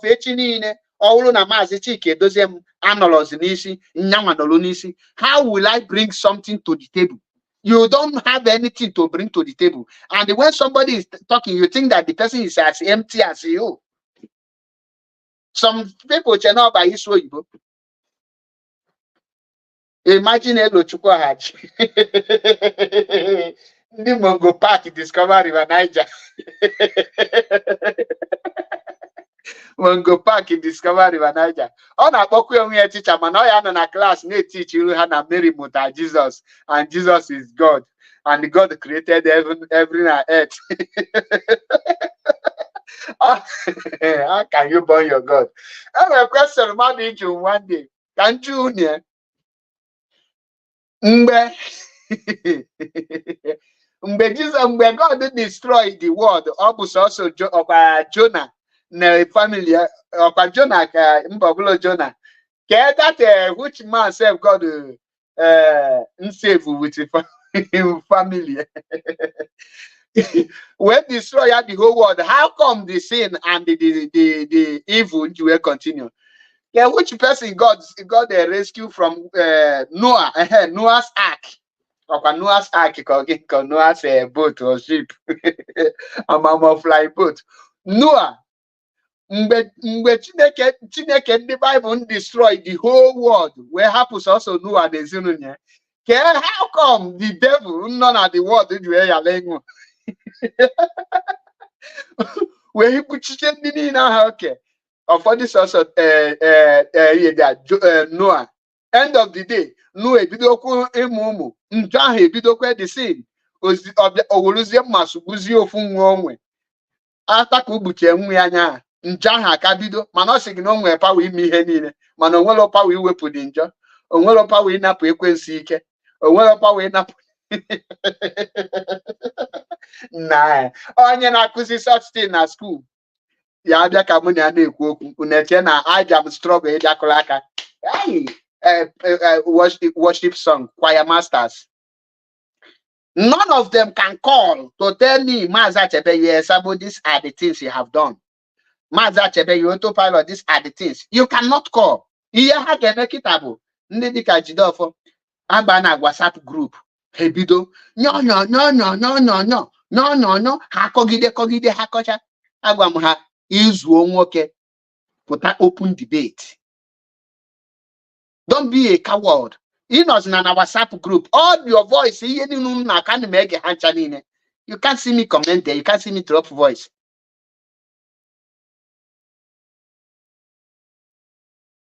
Okuwata apụta na-akọ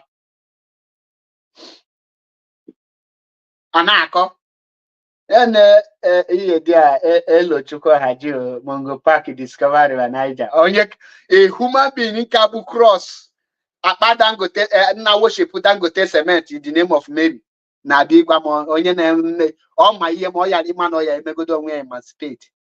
Once the small thing is a ridiculous leadership. Mba mahamie bụ leadership. Patrick Ikem chọrọ take the position of Chibuzo Egwuatu, the one Nigeria today, DOS defender tomorrow. Before Maria Nemena, the anoman resign. Only yours. Once Emekwala, Hebido Pobando, the Hakahano Tunisi, suspend Maza Chevepol, sack Maza Chevepol. We need to read these people off. The gossiping. Now, quasi come wine.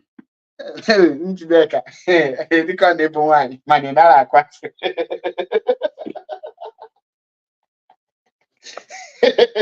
ka nchịkwa ọchị biko ọ bụla mụ mere ụwa. Program m ga-eme echi ga-agba some people ala ọ dịgo agadachago vidio nyachi na nyachi ọkwa maazị Metusela post the thing pụrụ elu na obele again the thing chikatachi all the condition ụfọdụ nọ na this IPOB all condition ụfọdụ nọ na IPOB nke ebe this video nọ ajụrụ ya when last did you check your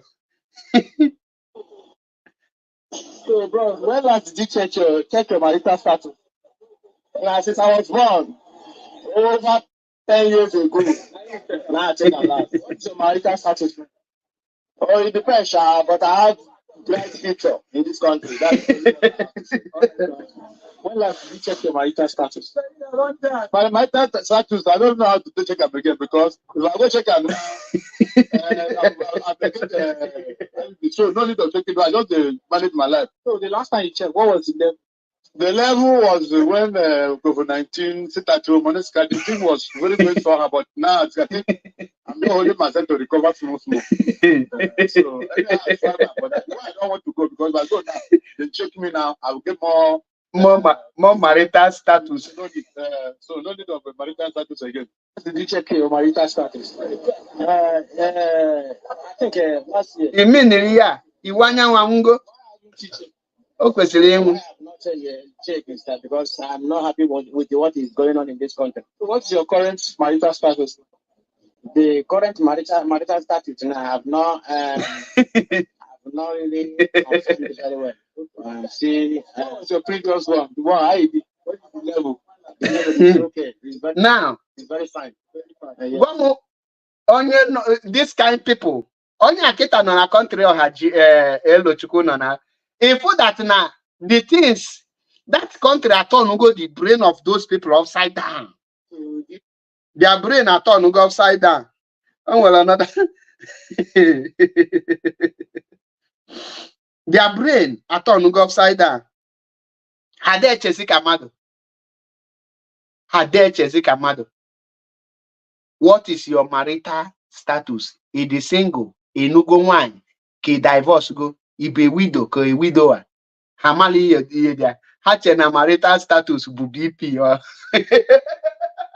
Now, nege monti. Onye obuna ifo no na zoo no na Nigeria. Meli ebele. Brain hat on go upside down. That is why Amadu ye ebe ofu ebe ehi no. Or sigi na mazi nam de kan no ke ewu ehi naturally keputa. And then you get sample. We have passed that stage. If we eziokwu na akpuchi aka ekukwene ikwuo ị ga-abụ ihe ọga imekwala ihe na-adịlọ mma ọ imi nwa nwa agba ụzọ n'ezilezi. The only thing ga-ese ebu gị bụ emeni elute ebe nọ and emene ka mfụ gị.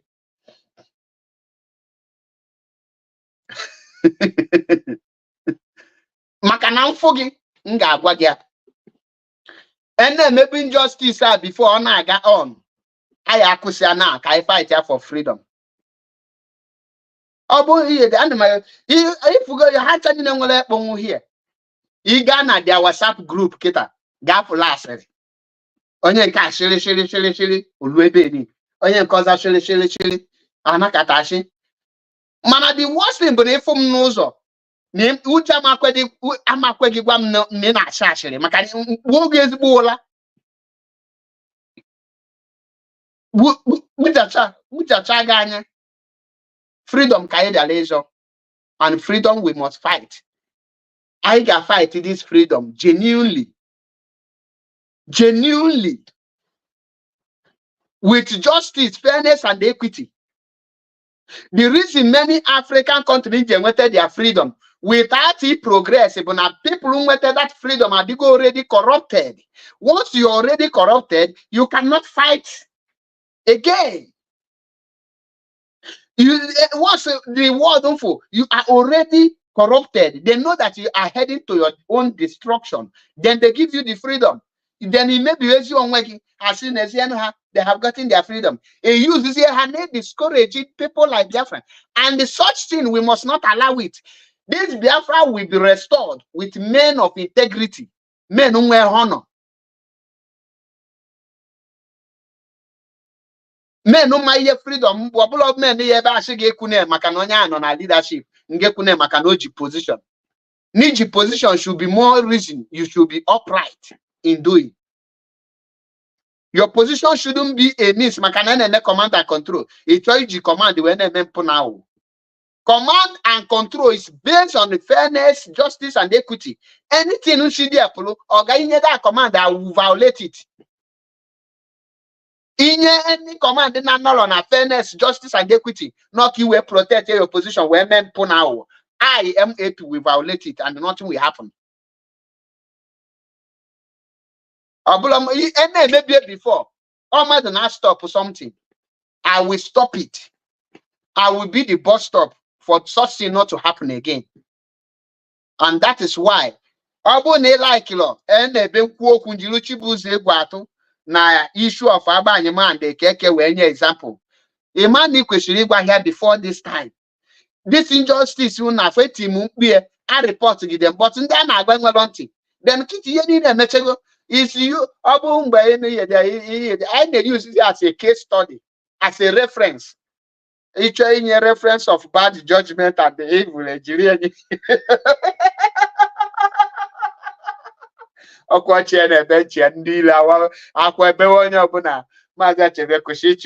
are you laughing? na ọchịbe ewegbuo gị gịnị ka ị ga-eme? Ị ga-anyụ anwụ tanyụọ na anwụ na ka ọ gbagbuo gị ihe eti m ife can do more than a dead rat. Onye bụla ebe ebugo freedom can I'm a freedom fighter. Abụrụ m a follower. Abụrụ m a freedom followers or lovers of freedom. No, I'm a freedom fighter. And the freedom fighter now this sophisticated in every area on here. Equation on ihe na-abịa mgbe niile na-anụ bụ plan ihe ga na-eche plan ndị ilo how to counter it, what we do, how to every of your action should be provoking your enemies. You shouldn't go in line like one thing one thing na like again mana ọ dịzị m ka mbọsị ihe dị ka m drop ya here ka ndị ilo bewakwa ọkwefuru ihe na-ebe Nigeria pụta ha si na ha mere IPOB attack. Ndị IPOB apụta gwa ha that na enwelo camp here. You need ịgwa ha na enwelo camp anywhere. The only statement bụ na ihe there. You need ịgwa ha na enwe criminal nọ na Biafra land. The statement IPOB kwesịrị ịdị na-use bụ they should stop killing innocent Biafran youth. Don't tell them that there is a criminal trying to infiltrate IPOB, because that statement is justifying that there is actually a criminal they came to kill. Meanwhile, they are killing Igbo youth. So I am not giving order, but I am pleading to the leadership with our comrade, more powerful. Because it doesn't know that the people they killed is criminals or infiltrators. No, the people they killed are innocent Biafran youth, and they just call them this and that. Simple. So another day when that, yeah, my own opinion on that, you know, because once you quit a criminal on our land, believe you me, you have already justified any killing or any house burned down in our land. Many of you are like Yanku. Manon Kebezuku. The anything Nigeria army this thing, bo Hakushibu Igbo youth and the Biafran youth, innocent Igbo youth. There is no criminal or any terrorist in our land. So Hakushimi, simple as that. More against I put there na neka bo criminal or infiltrators, not how a cable no blonde can. That's a very press release. That particular one, add them against it. And that from I think a Vanguard newspaper, daily. But I say that IPOB debunk the people on Nahewelo camp on Okigwe that IPOB ESN operate from home. Listen, album that press release. Whatever IPOB said that na ESN operate from home. Iyaho Nigerian journalists they wrote those things. And the album we have a big babu on the madoku. Kaha will that is IPOB there as press release. That is why you see. Obono Ekwani Gome. That is my opinion. And you need the leader and you will camp here.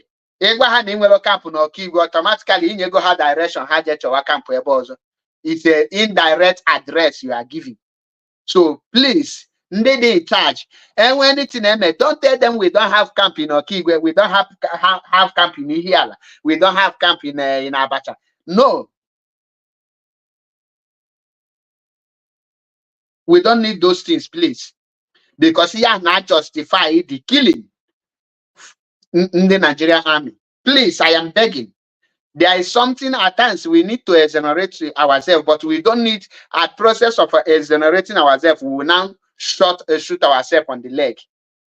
Once we make it the criminals, because I go the press release, I'm going to these are the criminals Nigeria government sent to infiltrate IPOB, that we wonder why Nigeria cannot detect or know the criminals.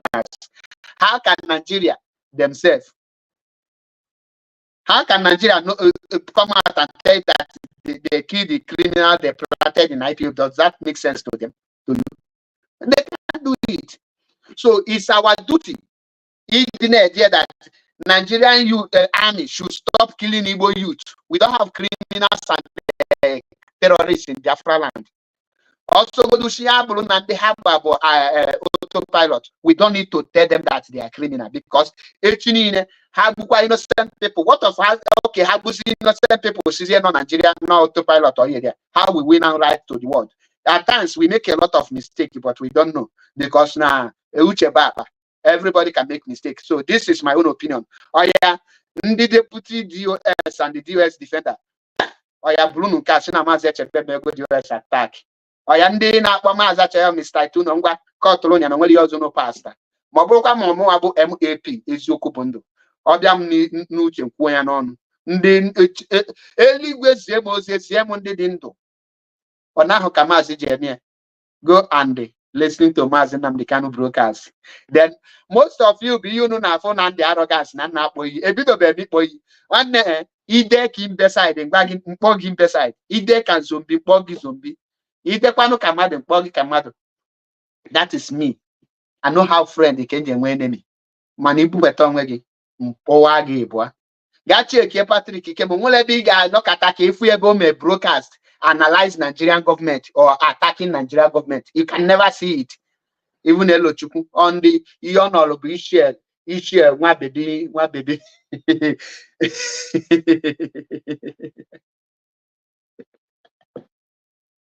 Hey, na akwado ma ofuma na nka Maazị Metusela gasị na ọ na-eji 2x2 mụa okpoto babu wire ka m ga-eji na-enu unu very soon babu wire your fellow IPOB you know na IPOB me nwere sense you zombie you need to get sense. How will you listen to Maazị Nnamdi Kanu 10 years you cannot have your own brain gịnị ka ị na bụ ige radio ị na-ege Maazị Nnamdi Kanu na-eti Maazị ride on without picking point and without he didn't check a brain Maazị Nnamdi Kanu na-abata gị n'isi. That's why ọ na-anọrụkwala na program sogodonya bụrụ prọfesọ ji question na-abịa m ga relax and m ga-enye direct answer. Ọ bụ na question ọ jụ m dị against me m ga-abịa na ọ dị against me. You can't beat me. I will accept it and I correct it. Another man made debate to win. I made debate came out of Kebezo. That's why I never enjoy here. Abalo kaka here. Abalo kaka na bandikanika Kampala. Na bandikanika ko nwa actually rape.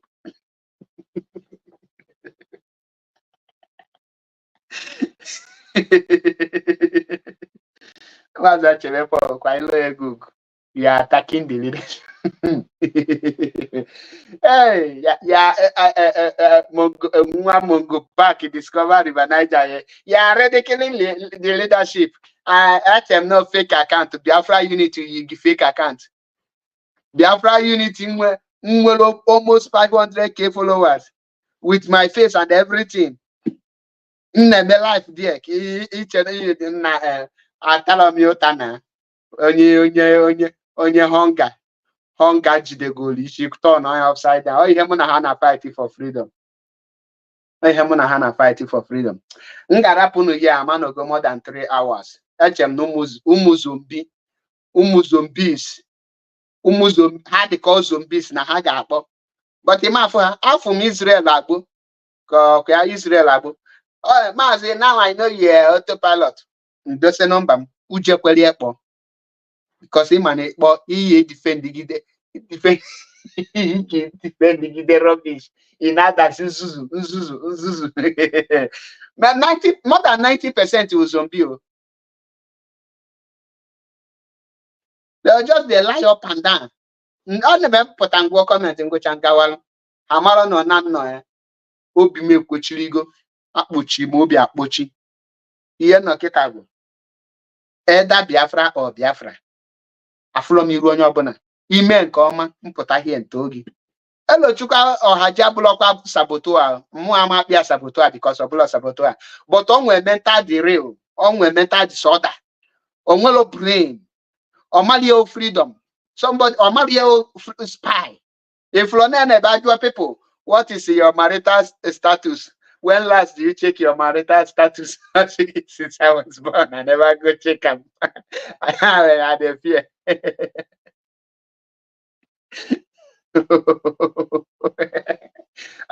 Ijelo chukwu gịnị bụ spy now? Signal spy be Kegurago. DOS send them to go and they spy Nigerian politicians.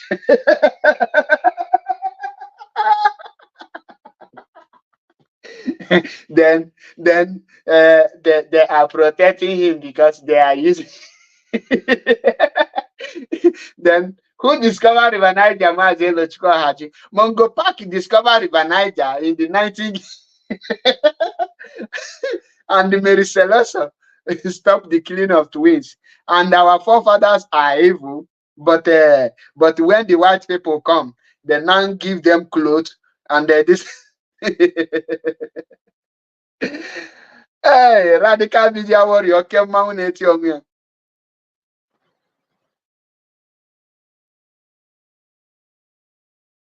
and mental toughness is not for everybody. You could point full point in there. But the question, how need mental toughness in well of the church of it one essay. You know people to believe that will be because I never have to be and then you're not mutual. And I didn't eat under an apple in and the national nash. Nachi. Oh, full class here. Man, now many of you need very soon. Man, many of them need. I just know how hop all this flame from IPOB, restructure IPOB, rebuild IPOB in a way that once I actually match, I know that we are good to go. I know match men are not only who like this. Hana not only who Hana calculate the next step. Ihan in an IPOB now, most of them are the next step. Young cousin us now, up on our Bible in the side of Blue Biafra. It's just a fundibo, my comrade. Urubo female cookie. On that key upon my comrade, Emmanuel comrade. Then my ear there. Now begu konye one stroke. They cook in Italy here. Make a chance edition on your stroke. Call him beside the then he shame abuse. He stop abusing. Oga, if one engage you abuse, that is to double it, I will double it. I win. Okay, I'm double China and I draw a go again. And what better you know for? I've been here, come on, I get an shaka nation in. That happen here, and I'm aligning in them, or I come your way again. I remember my humble self, MAP is Yokubundo. 1. How they can get the queer in Kemere Joy and make one another one. Mas this go na so go to create here one. Oh come I na create. Ezioku ka iponya. Kulu na ezioku ka efu ka eto beg. Make the right thing. Ona no kita. Without an biala cross from my lane, I can't cross your lane. I believe any madu na eme na dem mabatum potanga fell. Mana iwata na maki ife e bia na my platform. Nwoluba bụ waya n'oge igebe akwa ka elochukwu agụkata m ebe ọ na-ebe akwa ọ na-screenshot na-post he block me ya ọdede mgba gị ọtọ bụ tebe pụrụ iche at least ka maka ndị na-achị dewe ifugo na block na m na-afụ ụfụ n'ahụ ana ifugo na how blocking the pain o pekidere akwa na platform ya how I block him o screenshot o mee nke o post he block me yeah he block me.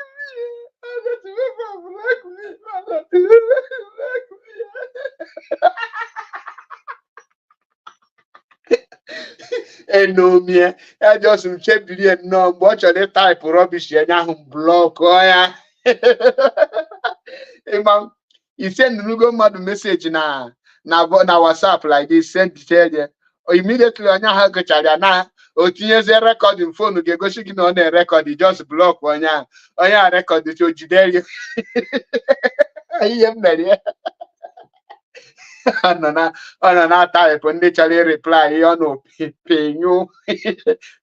penyo Mark Zuckerberg dalori ne for create this blocking button ọ na-atọ m ya de long note ihe na-eme bụ ide that long note mgba nkịtị ka people like we are ka people to helu ege ha helu check mfu the reply o nweko ruo 5 or 8 njiro no nwa pido the main comment aka block or delete every other like and the destiny. So yeah, no,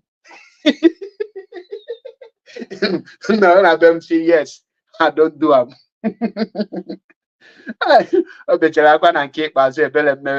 Yeah. Don't worry, tender apology to me, I will unblock you. Tender apology to me, I will unblock you. Tender apology. I'm not regular. Come here, Biko.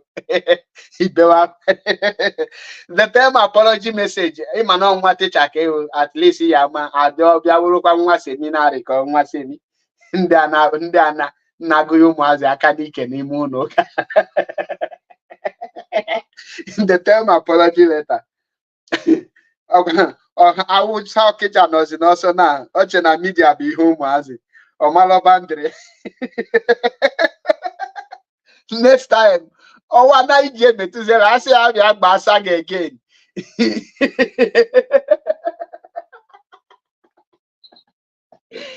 I say Okija have Basag again. Oh no, 3 months now social media.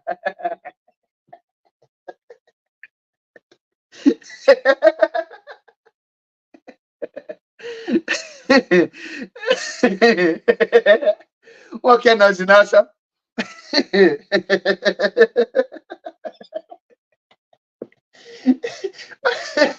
What can I? I'm not.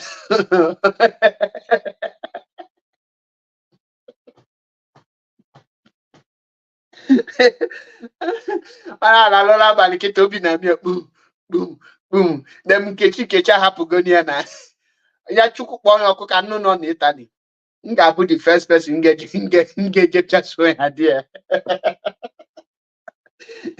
ama ọ na anyị na-enyi ya na-agbagharị ọ na-akọ ya ejikwa n'aka ndị ya deport ya very soon ọ na-akọba anyị ojenga mbọchị ọzọ ọnụ MAP ma ọ metusela ihe ji amaba ya n'ime afọ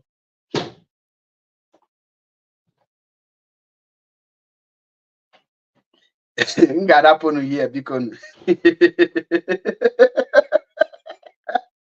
anụ m na the idiot Germany nyere negative chọọ ibunye ọwa na Holland but I will still put call. Ndewo ya mala anyị niile mma. God bless Maazị Nnamdi Kanu, God bless DOS, God bless IPOB, and God bless Eastern Security Network. God bless our legal teams, and God bless all. Again, I don't hate the leadership, and I can never hate them. And I will protect IPOB as one of the members, and I will continue to fight. So, and I am sending this message to my leadership. Any media warrior na potash you na name attack. Don't listen to them. These are Ikel Guru Agu followers. Ha chokwali ridicule again. Because once they push you to pass any wrong judgment, hana puzie. Imano yo na Ikel Guru Agu push you, they kito na pugo. Eye dia. Akuluzi unu no ewoluzi as reference. Before they take anything from what people like Patrick Ikensi and the Elo Chukudi Monko Park discovered by Niger. Chekwani enyoche na ndị enwere ha pasta. Ọkụ ịlakọta isi unu na ndị unu na-achị ọgụcha. Almost here Biafra. IPOB, one family, IPOB. Nyamala niile mma. Onye iwe m na-ewe ofu ihe ka nchọ ka ome. Gbara acid. Ịṅụọ. Ọ na acid ekweghị egbu gị. Ọ bụrụ na ị nọ na be anyị. Dangote trailer na-abịa. Sonye isi ya ọsụgbuo gị. Ọ naghị egbu ụfọdụ anwebeghị onye nọ na Dangote trailer kụ ọka survive. So make yourself. Ọ bụrụ na ị nọ n'Europe, try ya rigolu your 3-story building. See there jump or down. Make sure na ị mara afọ na all this small gate na-etinye. Kenali ayafụla iru gị. Kulashiri. Since unu na-abịalọ ihe niile a na-akụ asịrị na WhatsApp ịkụcha anya you are also from Nirugi. God bless you all. One love. No retreat, no surrender. Almost here, Biafra. Njide ka di we kenekwa m gị Maazị Metu. Ndewo. And every one of you, I salute you. No going back. Can you this warning? This route for nonya. Emalokwa na edi lot of ni prepare onwe go ofuma Radical Media Warrior ndewo. Obu ni prepare onwe go ofuma ni ma bu ibu di ya biko esokwa na m ga this route because mma agwakwa gị nke bụ eziokwu ụzọ mgbakwa bụ very rough road, and that rough road onye na-akala aka baa na enwere ike ịdapụ. So because this time around ọ bụrụ na ekwuchighị ike ọfụma enwere ike ịkwapụ gị ọkwanye gị n'otoba ọkwanyepụ gị atọ. So before malụ na ị chọrọ ịgba the road at ebe Paul na-agba malụkwa na ikwu n'ụkwụ gị na-abọ. And another thing, atụkwasa na onye ọbụla asị and a plan na evil against any person nọ na this struggle. Kwuru n'eziokwu and kwụba aka gị ọtọ and bụrụ a freedom fighter. Before pụta bịa defend your mmadụ ọ bịa ime mmadụ attack malụ nke bụ eziokwu na ya. Maka gịnị ụzọ mkpa abụrụkwa ụzọ ụmụazị na-agba. Ọ bụrụ na ị kwadoro ọfụma itinye isi olie isi gị. So isi na-ebu ogidi na-ebu ogidi, isi na-ada ebu ogidi bụrụ ogidi, ogidi anyị ji enye ọnụ. Anyị abịago na anyị abịago. Ya mara anyị niile mma. Until I come your way again. Radical Media Warrior. Ndewo nwa Chineke. Ya mara gị maka chifo. Nwada Njideka. Ada Biafra na Canada. Ndewo.